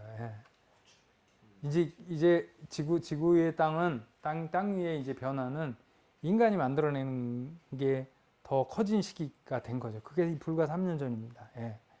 이렇게 최근에 막 디지털 기술과 정보통신이 발전했다고 하지만 이렇게 된 거죠. 실제로는. 작년 10월 달에 이제 카톡이 한 일주일 동안 카카오톡 멈췄잖아요. 그걸 보시면서 여러분들 저기 정보통신이라고 하는 게 매우 물질적인 거라는 걸 이제 느끼셨을 거잖아요. 그러니까 제가 이걸로 아이폰으로 카톡 해가지고 이분하고 통신을 하면 제 기계에서 전파로 요분한 기계로다가 가는 게 아니잖아요. 그죠? 제가 여기서 카톡으로 문자 딸랑 하나 하면 이제 여기 있는 게 어딘가 이 근처에 있는 와이파이 포스트로 가죠. 그런 거 와이파이는 유선으로다가 광섬유로 인터넷망에 연결되어 있어요. 그리고 아마 지난번에 불난 거 보니까 카카오톡 데이터 센터가 저 안산에 있는 것 같아. 그러면 그 데이터 포스트에서 유선으로 광섬유로 연결된 게 안산까지 막 달려가야죠. 그걸 달려가게 만들려면 전기가 필요하고 그죠? 그러면 제가 문자 쓴 거를 그 데이터 센터에 가서 거기 컴퓨터가 가공을 해가지고 저장을 해두고 이제 이분의 주소를 찾아서 다시 광섬유를 타고서 이웃 근처에 있는 와이파이 포스트까지 오고 그거를 이분이 받아가지고 하는 거거든요. 그러면 그 데이터 센터에 또 전기 쓴 거부터 시작해가지고 무지무지 많은 물리적인 선, 케이블과 컴퓨터와 거기에 연결되어 있는 냉각기 뭐 이런 것들을 다 거치는 거란 말이에요. 예. 그러니까 웬만하면 그냥 말로 하세요. 옆에다들 두고서 이게 카톡으로 하더라고. 예, 예. 그러니까 말로 하시라고. 맞아요. 예. 예, 네. 그래서 심지어는 이메일 하나 하는 것도 지금 뭐 이메일 전 지구에 있는 사람들이 다 하면 이메일 하루에도 수천억 통을 한단 말이에요. 그거로 인한 탄소 발자국이 또 장난이 아니에요. 근데 너무 슬픈 거는 그 이메일 중에 절반은 또 스팸 메일이라는 거야. 예. 그런 걸로 인한 그런 디지털로 인한 사용으로 인한 이 온실가스 배출도 만만치가 않습니다. 그래서 디지털이라고 하는 게 물질 없이 될 것 같지만 천만의 말씀인 거죠. 예. 얘도 문제고. 자, 그 다음에 또 하나 이제 아까 물질이 그런데 에너지는 우리가 진짜 아까 에너지 사용에 대해서 얘기를 했는데 에너지는 얼마나 썼는지를 봐야 되는데요. 에너지도 이게 1950년쯤부터 갑자기 꺾어져서 올라가기 시작하잖아요. 이렇게 많이 썼어요. 그러니까 우리가 좀 착각하면 안 되는 게 우리가 간혹씩 이제 혼돈하는 게 뭐냐면 우리 경험이 개인 경험치가 있어서 그래. 그러니까 우리 옛날에 이제 1950년대, 60년대 살 때는 이제 많은 가정에서 나무 떼다가 그 다음에 연탄이 나오면서 이제 나무 안 떼고 연탄 떼잖아요. 그리고 언제부턴가 90년대 초반쯤 됐을 때 이제 연탄 안 떼고 이제 기름이나 가스를 떼기 시작하잖아요. 이제 그렇게 생각하기 쉬운데 전 세계적으로 보면 그렇지가 않아요. 여기 보시면 이 맨 밑에 게 바이오매스라고 하는 게 목재야, 목재. 목재는 1800년부터 지금까지 줄어들지 않고 있어. 오히려 조금 늘었어. 우리는 목재를 안 떼지만 아프리카나 이런 데 나라들은 목재를 계속 떼거든. 그래서 전 지구적으로 보면 목재가 줄질 않았어요. 그리고 여기 1800년대 초반부터 1800 초반부터 이제 석탄을 떼기 시작한 거잖아요. 이게 석탄인데 석탄을 떼기 시작했는데 석탄이 계속 늘잖아요. 그리고 1900년대 진입하면서 이제 석유를 떼는데 문제는 석탄을 줄이면서 석유를 떼는 게 아니라 석탄도 늘고 석유도 느는 거죠. 그리고 1950년대 되면 가스까지 떼잖아요. 석탄 늘고 석유 느는데 가스도 늘었죠. 이게 이런 거죠. 1990년대부터 우리 집에서는 연탄을 안 떼죠. 그래서 우리는 이제 대한민국에서는 연탄을 안 쓰나 보다 그렇게 생각한 거잖아요. 근데 어디서 써요? 예. 전기 만드는데. 전기 만드는 데 쓰거든요. 지금 전체 전기 생산의 36%는 석탄으로 전기를 만드는 거예요, 사실은. 예. 전력 생산에 한국에서 전력 생산의 36%는 석탄 화력 발전소에서 나옵니다. 그러니까 우리한테는 깨끗하게 보이는데 저 충남 쪽에 화력 발전소 수십 개에서 이제 미세먼지 그다음에 이산화탄소 내뿜으면서 그러면서 만들어내는 거거든요. 이렇게 하니까 심지어는 최근에 이제 태양광하고 풍력이 만들어졌잖아요. 근데 태양광하고 풍력은 석탄, 석유, 가스 뗄 거 다 떼면서 태양광하고 풍력으로 전기 만들어서 그것도 또 떼는 거야. 이러면 기후위기가 해결이 안 되는 거죠. 여러분들은 아마도 이제 막 지붕이라든지 뭐 이런 데 태양광을 설치하면서 이제는 석탄, 석유, 가스를 좀 덜 써나 보다 이렇게 생각할지 모르겠는데 객관적인 데이터는 그게 아니라 석탄, 석유, 가스 쓸 거 다 쓰면서 풍력과 태양광에서 나오는 전기를 거기에 더 써버리는 거죠. 이렇게 해버리면 기후위기가 해결이 안 됩니다. 이게 이제 예를 들어서 이런 거 하고 맞먹어요. 그러니까 뭐냐면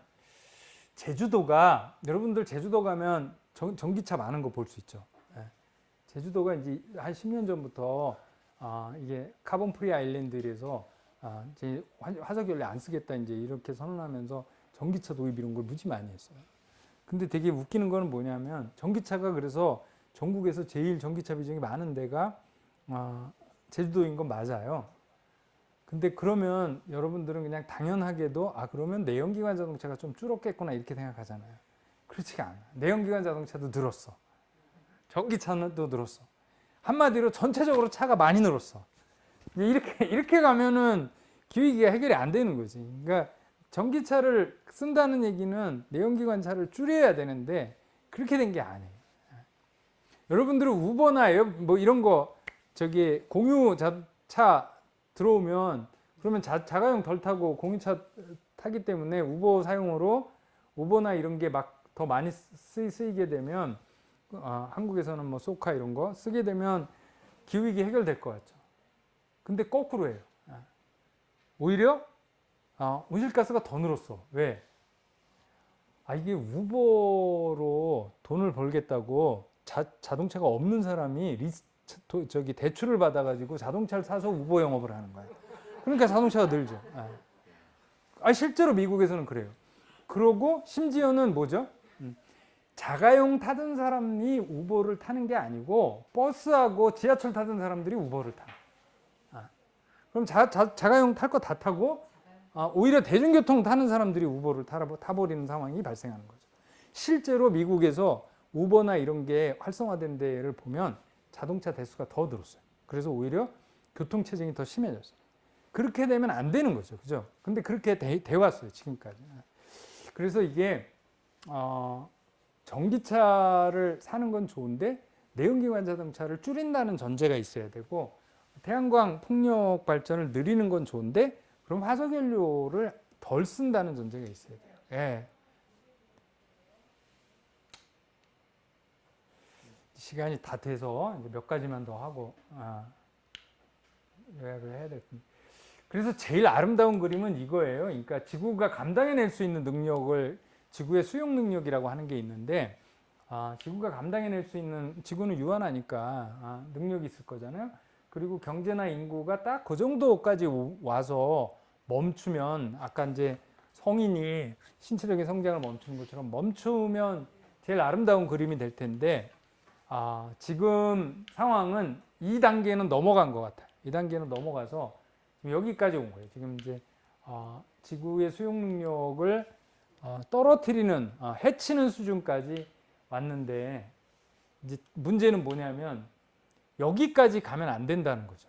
여기까지 간다는 건 뭐냐면 예를 들어서 지구의 평균 온도가 2도 이상 올라가게 되면 바다 높이가 뭐 50cm, 1m 뭐 이렇게 올라갈 수가 있습니다. 그러면 기존의 해안가에 우리가 살던 데가 살지 못하는 데로 바뀌는 거죠. 그럼 지구가 인간이 살 수 있는 여지들을 감당해낼 수 있는 여지들이 확 줄어버리는 거죠.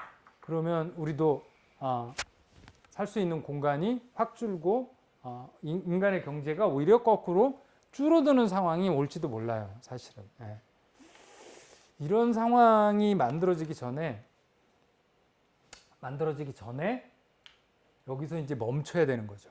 그래서 경제 전문가들은 자동차를 타는 거에 비유해서 자동차를 스스로 브레이크를 밟을래 아니면 앞에 벽하고 충돌할래 뭐 이제 둘 중에 하나 중에 어떻게 할래 이제 이렇게 물어보는 거죠.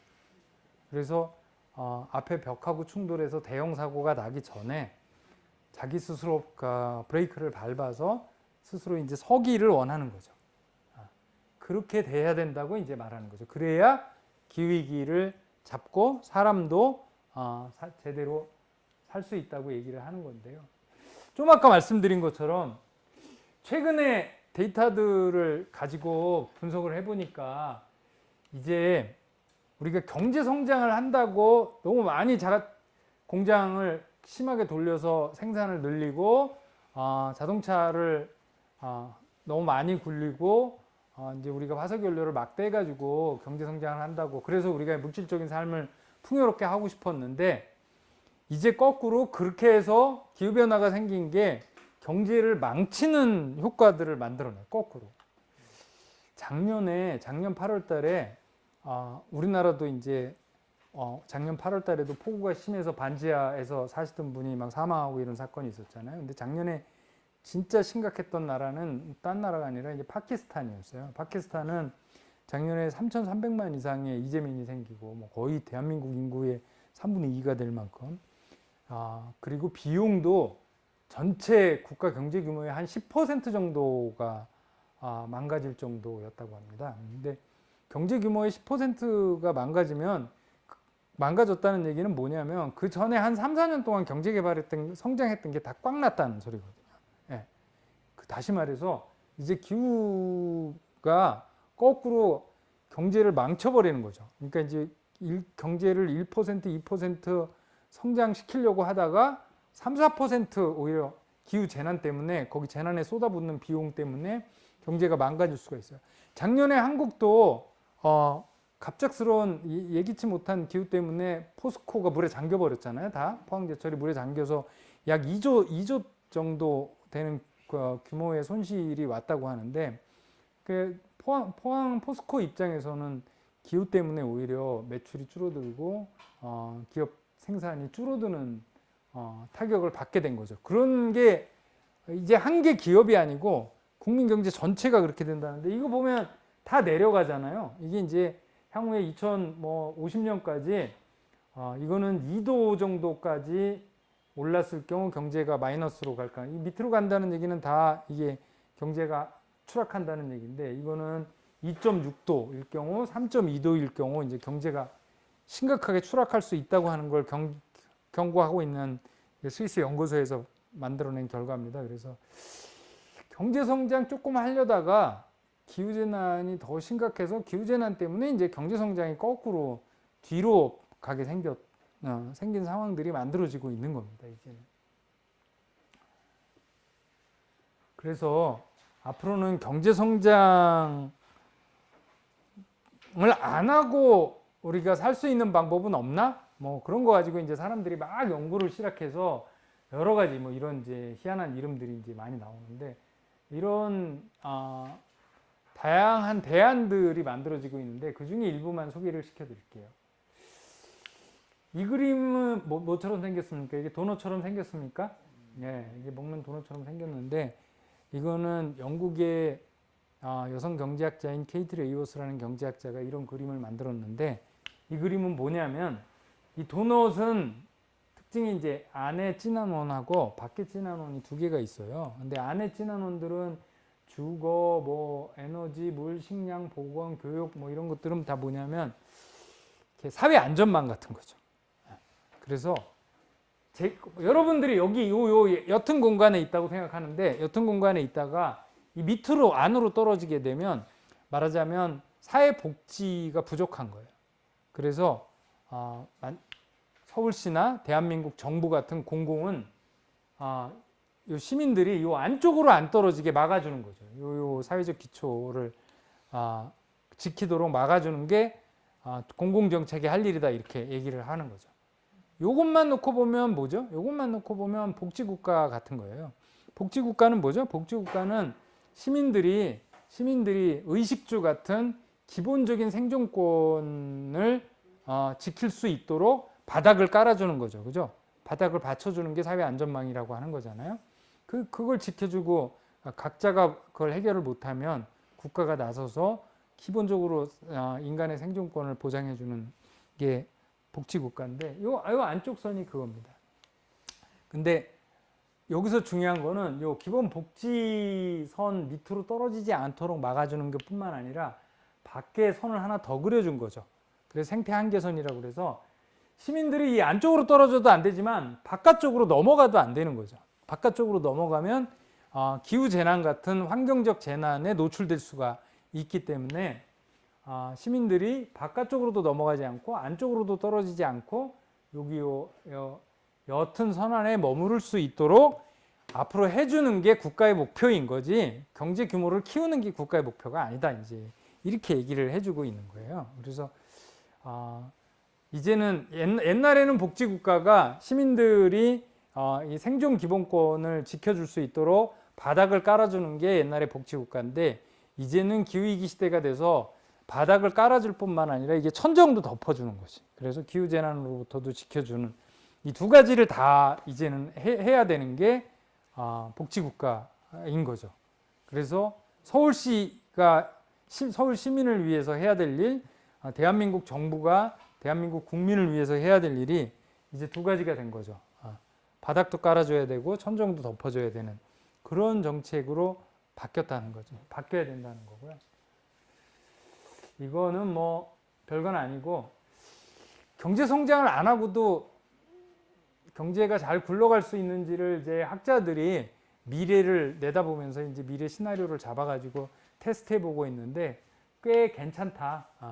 경제 성장을 안 하고도 갈 수 있다. 이제 이런 사례들입니다. 그리고 탈성장이라는 말들을 이제 언론이나 이런 데서 여러분들 가끔씩 보실 수가 있습니다. 아예 경제 성장하지 말자 이제 뭐 이런 거죠. 근데 사람들은 경제 성장하지 말자 그러면 매우 걱정하죠. 왜냐하면 경제 성장을 하지 말면 경기 침체가 된다는 소리고, 경기 침체되면 실업이 오고, 실업이 오면 또 사회 불안이 생기고, 경제 성장해야지 이제 이렇게 생각을 하는데, 그런 거가 탈성장은 아니고, 그러니까 이제 탈성장을 주장하시는 분들은 이렇게 얘기를 해요. 경제 성장을 하려다가 실패해서 경기 침체가 되는 거하고, 일부러 경제 성장을 안 하기로 작정한 거하고, 이게 탈성장인데 이건 다른 거다. 경제 성장을 하려고 하다가 잘 안 돼가지고 실패해서 경기 침체가 되면 실업도 생기고 사회 혼란이 오는데, 경제 성장을 안 하기로 작정을 하면 안 하기로 다 예상이 되어 있기 때문에 사회 혼란을 막을 수가 있다. 이제 이렇게 얘기를 해요. 그 말이 그 말 같잖아요, 그죠?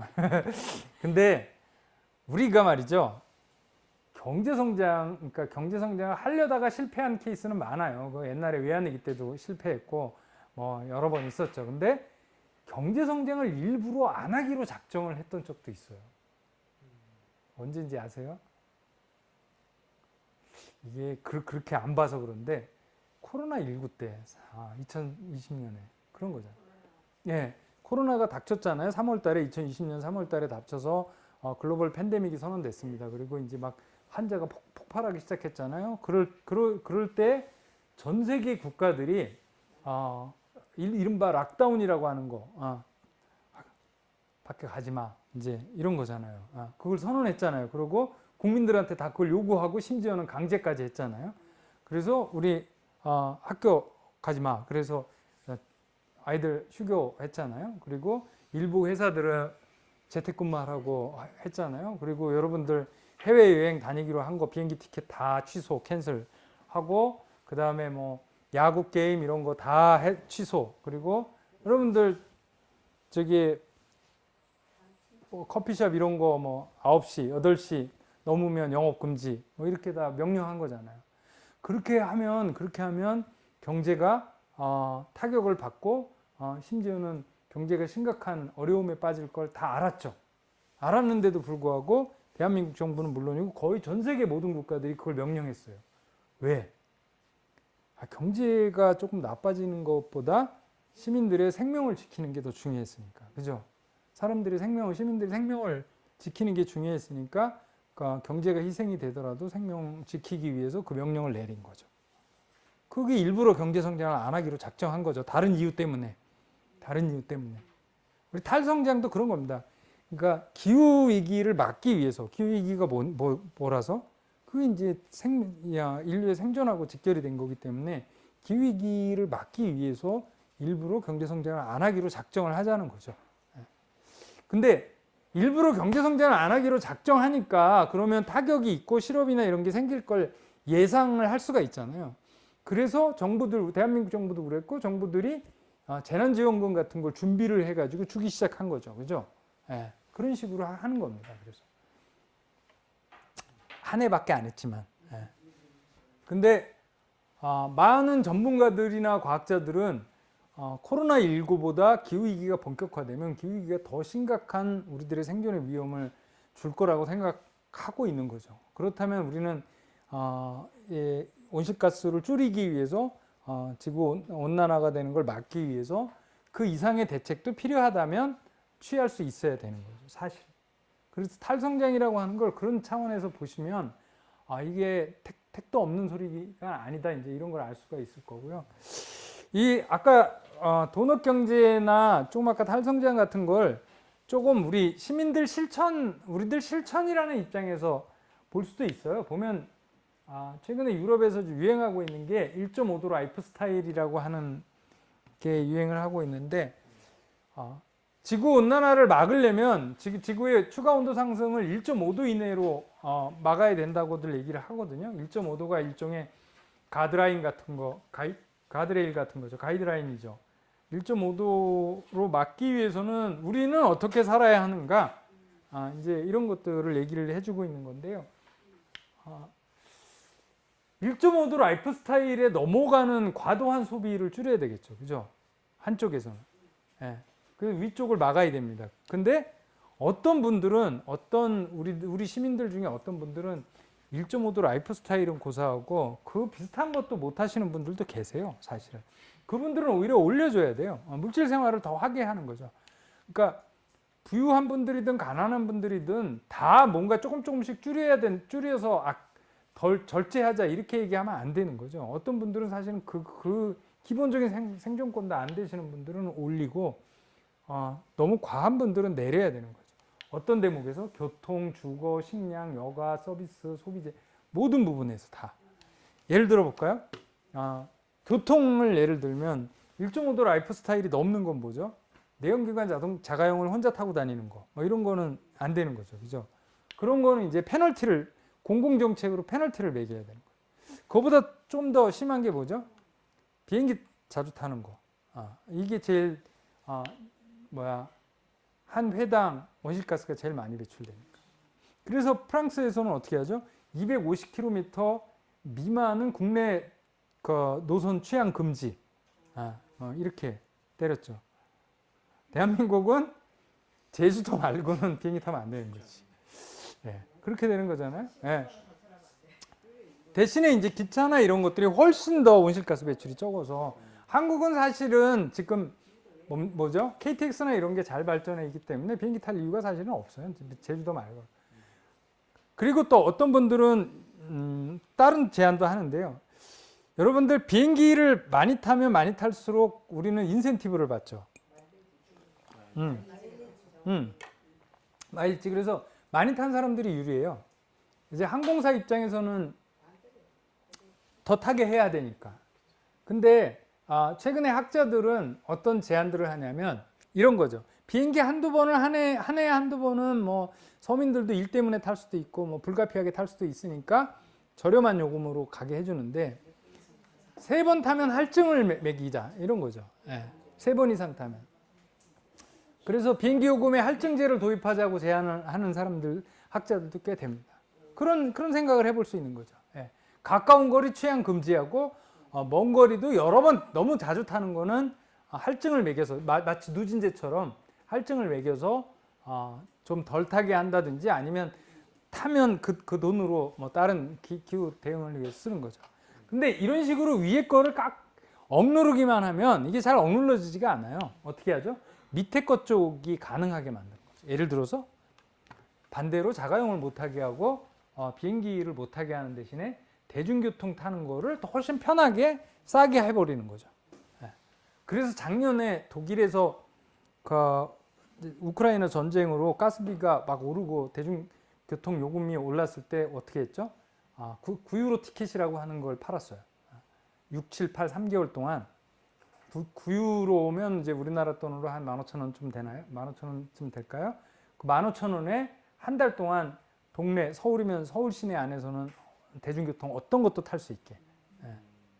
그래서 한 5천만 개쯤 팔렸대. 완전 막 너무 잘 나간 거지. 그래서 독일 정부가 이제 3개월만 하고 스톱.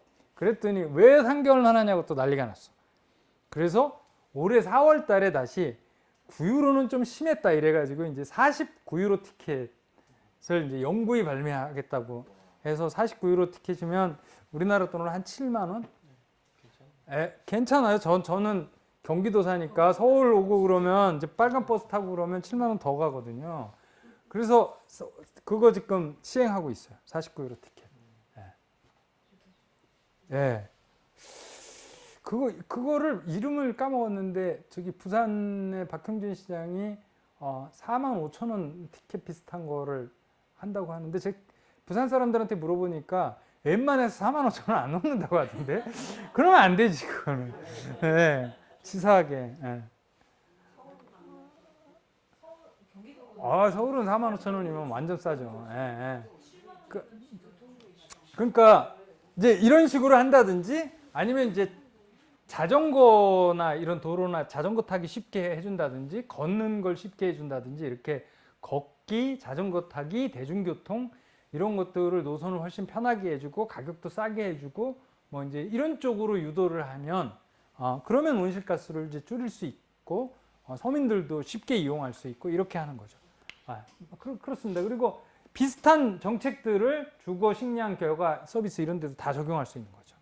이렇게 이거를 여러분들이나 저 같은 사람들이 알아서 실천할 수도 있고요. 근데 알아서 실천하기가 쉽지 않다는 겁니다. 이제 지금 도시 구조나 이런 게 그렇게 돼 있기 때문에 이 구조에서 우리가 자가용 버리고 대중교통만 이용한다? 노선이 별로 없어.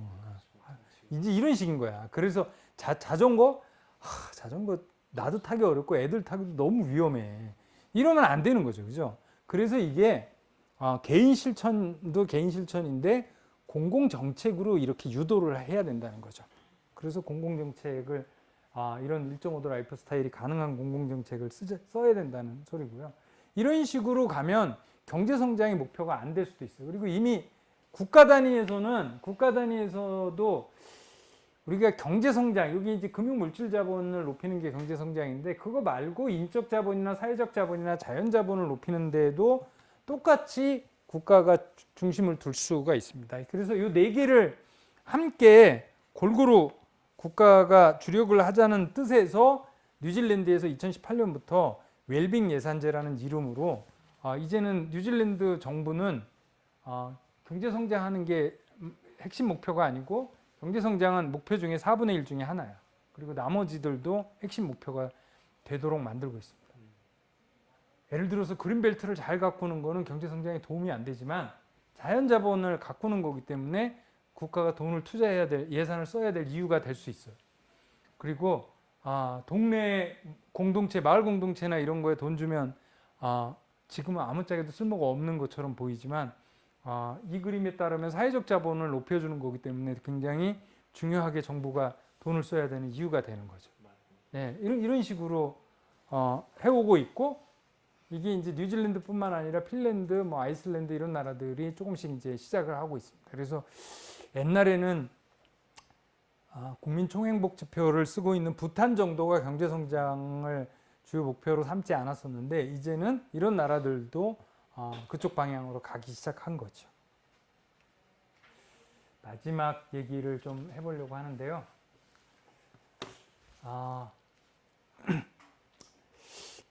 이제는 그래서 제가 이제 말씀드리고 싶은 거는 생태경제학이라고 하는 건 그런 거예요. 그러니까 돈 중심으로 안 보고 이 자연 중심으로 보면 유한한 지구에서 무한한 성장을 할 수가 없어요. 아까 제가 우주인 경제를 주장했던 케네스 볼딩이라는 학자가 이미 50년 전에 무슨 얘기를 했냐면 유한한 지구에서 무한한 지수적인 경제 성장을 기대하는 사람들은 두 종류의 사람밖에 없다고 그랬어요. 경제학자하고 미친놈하고 둘 중에 하나밖에 없을 거다. 이미 50년 전에 그런 얘기를 했어요. 말이 안 된다고 본 거죠. 말이 안 된다고 봤는데 그래서 유한한 지구에서 이제 경제 성장에 자꾸 이렇게 생산과 소비를 계속 물질적 생산과 소비를 확대하는 데 초점을 두지 말자는 얘기인데 결론은 그 얘기는 다른 말로 하면 뭐냐면 이제 우리가 이 경제적 파이라고 하는 거를 키우는 걸 이제 그만하자는 얘기잖아요. 경제적 파이를 키우는 걸 그만하자는 얘기인데 이제까지는 보수적인 사람들뿐만 아니라 진보적인 학자들이나 전문가들도 경제적 파이를 키우는 거 이게 경제성장인데 경제적 파이를 키우는 거에 다 찬성을 했어요. 왜? 왜냐하면 경제적 파이, 그러니까 파이를 안 키운다는 얘기는 뭐죠? 그 다음에 뭐가 문제가 되죠? 파이를 안 키우면? 파이를 어떻게 나눌 거냐 하는 게 중요해지죠. 그죠? 분배. 근데 이게 분배 문제를 다룬다는 건 이게 사회적 갈등 문제를 다루는 거죠. 있는 거를 서로 다시 바꿔야 되기 때문에. 그래서 진보 보수를 막론하고 이 사회적 갈등을 다루기가 싫으니까 이걸 회피하기 위해서 파이를 키워버렸던 거죠. 요거를 약간 다른 말로 바꾸면 이런 거예요. 인간들 사이에 서로 가지고 있는 파이를 나누는 문제를 다루는 게 피곤하고 힘드니까 정치적으로 그러니까 파이를 키워가지고 그 갈등을 회피하려고 했던 거고 그 파이를 키운다는 얘기는 문제를 자연한테 덮어 씌운 거죠, 사실은. 왜냐하면 자연이 파괴되는 걸 감수하고 파이를 키우는 거니까. 그러면은 어쨌든 인간 내부에서 분배에 대한 문제는 그러니까 미룰 수가 있으니까. 왜냐하면 파이를 키우면 부자들은 더 많은 파이를 갖게 되지만 서민들도 조금의 파이를 갖게 되니까. 그랬는데 이제 더 이상 자연한테 그걸 뒤집어 씌우기가 어렵게 생긴 거죠. 예, 당장 기후이기 때문이라도 계속 파이를 키워가지고 분배 문제를 회피할 수가 없게 되니까 파이를 키우지 말자고 하는 거고요. 그러면 이제 분배 문제를 피할 수가 없는 거죠. 제대로 다뤄야 되는 거죠. 그래서 사실은 우리 이제 불경 환경연대인데 이제부터는 환경 문제를 고민하는 분들도 분배 문제를 진지하게 고민하지 않으면 그러면 결국은 환경을 더 파괴해서 분배 문제를 회피하는 방법밖에 없습니다. 예. 자, 이 문제를 이제 다루기 위해서 조금 이제 아까 제가 얘기했던 데서 한 발 더 나가고 싶은데요. 아까 제가 대한민국 국민 기준으로 평균 1인당 탄소 배출을 1년에 14톤 한다고 그랬잖아요. 정확히 말하면 14.7톤 한다고 그랬잖아요. 근데 1.5도로 온실가스 배출을 막으려면 2030년까지 이제 뭐 7년밖에 안 남았네요. 2030년까지 온실가스 배출을 절반으로 줄여야 돼요. 지금 배출하는 거에. 그 얘기는 우리 1인당 14톤씩 배출하는데 7톤 정도씩 배출해야 된다는 거지. 우리 2030년에 우리는. 근데요, 이게 평균이 그렇다는 건데 이 평균을 보지 말고 우리 국민들 사이에 온실가스 배출이 얼마나 차이가 나는가를 좀 봐야 됩니다. 여러분들은 그동안에는 아까 제가 비유를 들었지만 국가 간에 잘 사는 나라하고 조금 덜 경제 개발이 안 된 나라들 사이에 온실가스 배출이 많이 차이가 난다고 아까 말씀을 드렸잖아요. 아프리카 국민들하고 한국 국민들하고. 근데 이제 뭘 봐야 되냐면 같은 대한민국 국민들은 그러면 다 똑같이 배출하나? 이제 이걸 봐야 되는 거죠. 그렇지가 않아요. 네, 그렇지가 않고 여기 보시는 것처럼 대한민국 국민은 평균은 14.7톤을 배출하지만 대한민국 상위 1% 부자들은 무려 180톤을 배출해요. 1인당. 예. 그리고 대한민국 소득 상위 10% 부자들은 54톤을 배출합니다. 이거보다 더 중요한 건 뭐냐면 대한민국 서민들 절반, 인구의 절반은 한 해에 6.6톤밖에 배출 안 해요. 예. 평균. 그 얘기는 뭐냐면 우리가 14톤을 평균 배출하니까 2030년까지 절반만 배출해야 된다. 그래야 1.5도 안으로 집어넣을 수 있는데 그러려면 지금 14톤이니까 7톤으로 줄여야 되잖아요. 근데 대한민국 국민 절반은 줄일 게 없어. 이미 7톤 밑으로 배출하고 있습니다. 예. 대신에 있는 사람들 상위 1% 180톤 배출하는 사람 이 양반들은 170톤을 줄여야 되는 거죠. 그죠? 부자들 10% 54톤 배출하니까 이분들도 47톤 정도를 줄여야 되는 거예요. 예. 이렇게 되는 거죠. 그래야 공정한 거죠. 그래서 10년 뒤 2030년에는 누구나 다 평균적으로 한 7톤씩 배출해야 되는 거잖아요. 예. 이렇게 얘기가 돼야 되는 거죠. 그러니까 네. 상위 10% 네. 되는 네. 중위서부터 이 사람들은 소비를 줄여야 된다는 그렇죠. 예. 거죠. 비행기 타지 말아야 되는 거죠. 예. 다 대중교통 이용해야 되는 거죠. 그리고 집 평수도 줄여야 되죠. 예. 그래야 냉난방기 적게 들 거잖아요. 예. 예, 옷도 막 패스트 패션 1년에 막 몇 번씩 갈아입고 그런 거 말아야죠. 그런 거죠. 예. 그래야 공평한 거죠. 이거는 이제 조금 제가 극단적으로 표현한 건데 극단적으로 보면 이렇다는 거죠. 극단적으로 보면 그러니까 이 정도는 안 되더라도 적어도 하위에 있는 그러니까 우리는 제가 이 얘기를 왜 드리냐면 우리는 환경운동하는 사람들은 과거에는 되게 암묵적으로 어떻게 생각했냐면 환경을 지키려면 5,200만 국민 모두가 n분의 1씩 조금씩 줄여야 된다고 생각한 거죠. 예. 근데 그렇게 생각하면 이 하위 50%에 없는 분들은 뭐 내가 줄일 것도 없는데 뭐. 뭘 줄여 더. 그러니까 예를 들어서 이런 거야. 우리 전기요금 낸다고 쳐요. 이제 300kg 미만 쓰는 사람들은 거의 기본 요금이잖아요. 어떤 사람은 200kg도 안 쓰는데 뭘 더 줄여. 근데 어떤 사람들은 900kg, 1000kg 쓴단 말이죠. 이런 사람들이 팍팍 줄여야 의미가 있는 건데 300kg, 200kg도 안 되는 사람들이 줄여봐야 줄일 게 별로 없는 거지. 사람이 아주 기본적으로 써야 되는 게 있는 거니까. 그래서 이게 모두가 n분의 1로 그렇게 해야 된다. 이렇게 생각하면 안 되는 거고, 각자 줄이는 것도 그런데 지금 문제를 해결해 위해서 비용을 내는 것도 마찬가지잖아요. 이 사람들이 책임을 많이 졌으니까 비용을 많이 내야 돼요. 근데 지금 이게 이제 이중으로 불공정하다는 게 뭐냐면, 부유한 사람들이 지금 기후위기에 이거를 일으킨데 더 많은 책임이 있는 거잖아요. 그 책임을 많이 진 사람들이 오염자 부담 원칙에 의해서 더 많이 비용을 내야 돼요. 근데 희한하게 책임이 없는 사람들이, 이 사람들이죠. 책임이 없는 사람들이 막상 기후재난이 터지면 피해는 제일 많이 가. 예를 들어서 이런 거지. 그러니까 미세먼지가 닥쳐도 부유한 분들은 집에 공기청정기 비싼 거 갖다 놓고 쓰면 문제가 없어. 근데 없이 사시는 분들은 미세먼지가 있어도 밖에 나가서 일해야 되는 분들이 대부분이야. 그리고 그분들은 그런 뭐 공기청정기나 이런 걸 쓸 수가 없는 거잖아요. 그죠? 그럴 개연성이 굉장히 높다고요. 그러니까 책임도 없는데 피해는 다 받는 그런 상황들이 계속 만들어지는 거죠. 아까 말씀하신 것처럼 작년에 반지하 사태도 일종의 그런 거예요.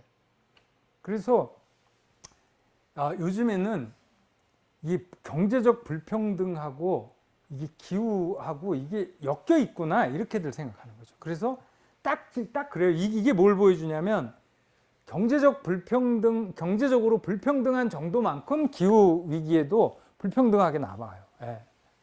그래서 요즘에는 기후 운동이라고 안 하고 환경 운동이라고 안 하고 기후 정의라고 얘기를 하는 이유가 경제적 불평등이 기후 불평등을 결정하기 때문에 그래요.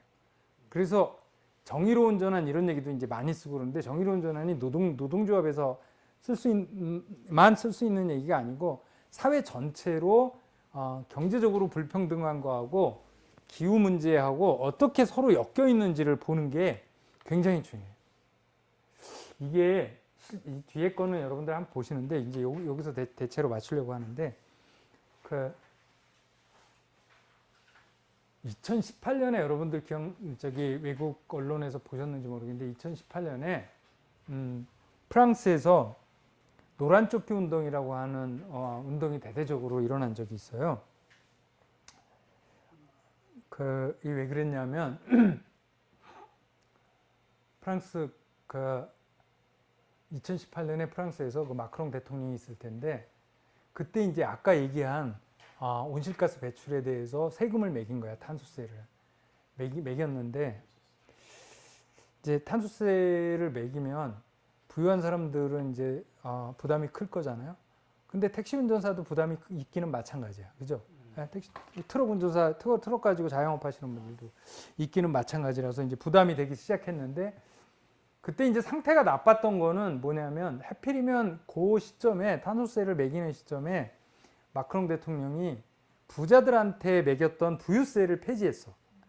근데 또 하필이면 그 폐지한 부유세 전체 규모하고 새로 도입한 탄소세 규모가 비슷했어. 그러니까 이제 서민들의 입장에서는 뭐야? 이 대통령이 부자들 세금 깎은 거 감세한 걸 가지고 메꾸려고 이게 탄소세를 매겼구나. 이렇게 실제로는 그렇지 않았는데 이렇게 이제 오해를 할 수 있는 충분한 이제 근거를 준 거죠. 그래서 이제 파리의 시민들, 뭐 택시 운전사들 이런 사람들이 왜 우리들한테 유류세 매겼냐고 이제 항의를 하기 시작했고 그게 대규모 시위로 폭발이 됐습니다. 이게 결국은 마크롱 대통령이 포기했어요. 탄소세 매기는 걸 포기했는데 이제 이걸 보면 이게 세금을 이게 매기는 게 우리 모두가 온실가스 배출에 책임이 있으니까 다 부담해. 이런 식으로 했다가는 서민들의 지지를 받지 못한다는 거예요. 그래서 캐나다의 브리티시 콜룸비아 주인가 그쪽의 일부 주나 이런 데서 요새는 탄소세나 이런 세금을 부과할 때는 어떻게 하냐면 일단 걷고 서민들에게는 그 일부를 환급해 주거나 아예 그냥 시민 배당금 형태로 탄소세 거둔 걸로 다 줘버리거나 기본소득으로 그런 형태로 저기 제도를 설계해요. 그러면 서민들 중에 탄소세를 부과하니까 전기를 아껴 쓰거나 이런 분들은 세금을 냈지만 낸 세금보다 더 많이 내가 환급을 받으니까 반대 안 해. 예. 그런 식으로 해줘야 되는 거죠. 그런 식으로 해줘야 되는 거고 여러분들 올해 2월 달에 난방비 이거 많이 올랐잖아요. 난방비가 올랐는데 난방비 요금을 동결하자 그러면 어떤 거죠? 아까 제가 난방비 요금을 동결하자는 건 이 서민들의 기본을 지켜주자는 거예요. 근데 이렇게 지켜주면 뭐가 되죠? 그러면 난방비를 아낄 이유가 없어지잖아요. 그러면 인상해야 돼요. 인상시키는 건 이쪽을 지켜주자는 거예요. 그러니까 아까 대중교통 같은 경우는 이 두 가지를 다 섞을 수가 있는데 난방비는 이게 쉽지가 않아요. 그러니까 에너지 요금은 이쪽을 지킬 거냐 이쪽을 지킬 거냐 두 문제가 충돌해요 서로. 이게 고민이 되잖아요. 그러면 이제 누진 구간을 최대한 확대해서 300km 미만을 안 올리고 이쪽 위쪽을 확 올려버리든지 작년에 독일 같은 경우에는 예년보다 전기요금하고 가스를 덜 쓰면 예년 요금으로 부과를 하고 더 쓰면 오른 요금으로 부과를 하는 식으로 이거를 해결하려고 노력했어요. 이제 이런 문제들을 잘 생각해야 돼요. 잘 생각하지 않으면 지금 네덜란드인가요? 덴마크인가요? 제가 정확히 기억이 안 나는데 최근에 유럽의 한 나라가 이제 육식을 좀 줄이자고 하면서 축산 농가들한테 불리한 조치를 취했어요. 취했더니 소규모 축산 농가들이 다 반발하고 일어났어. 우리 그거 갖고 먹고 사는데 니네가 그거를 막으면 어떡하니 그래서 그런 소규모 축산 농가들의 그런 심리를 이용한 보수적인 농민당이 갑자기 표를 왕창 받았어. 예, 그런 이게 이 사람들 다 기후를 생각해서 한 거예요. 기후를 생각해서 했는데 오히려 서민들이 반발하는 사태들이 아까 프랑스의 노란 조끼 운동들도 그런 건데요. 이렇게 될 수가 있습니다. 그래서 이제는 기후운동 하는 분들, 환경운동 하는 분들도 그냥 모든 시민들에게 n분의 1 이루지 말고 그 부의 불평등한 상태를 고려해서 정책을 세워야 되고 또 이제 불평등운동, 분배운동 하시는 분들은 이 불평등 상태에 따라서 기후에 미치는 영향이 다르다는 점을 생각해서 이것도 또 해야 돼요. 그래서 이제 전통적으로 불평등과 관련돼서 사회운동 하시는 분들하고 환경운동 하시는 분들이 만나서 이제 협의를 잘 하셔야 돼. 이제까지 둘이 따로 놀았는데 그렇지 않으면 운동이 안 돼. 예. 그런 대목을 여러분들에게 말씀드리고 싶었던 거. 이거는 한번 보시기 바라고요. 마지막으로 이제 말씀드릴 거는 이겁니다. 그러니까 아까 얘기했던 이제 허먼데일리가 그런 얘기를 했어요. 그러니까 뭐라 그랬냐면 말씀드린 대로 이 유한한 지구에서 무한한 경제 성장을 하는 건 안 되잖아요, 이제. 예.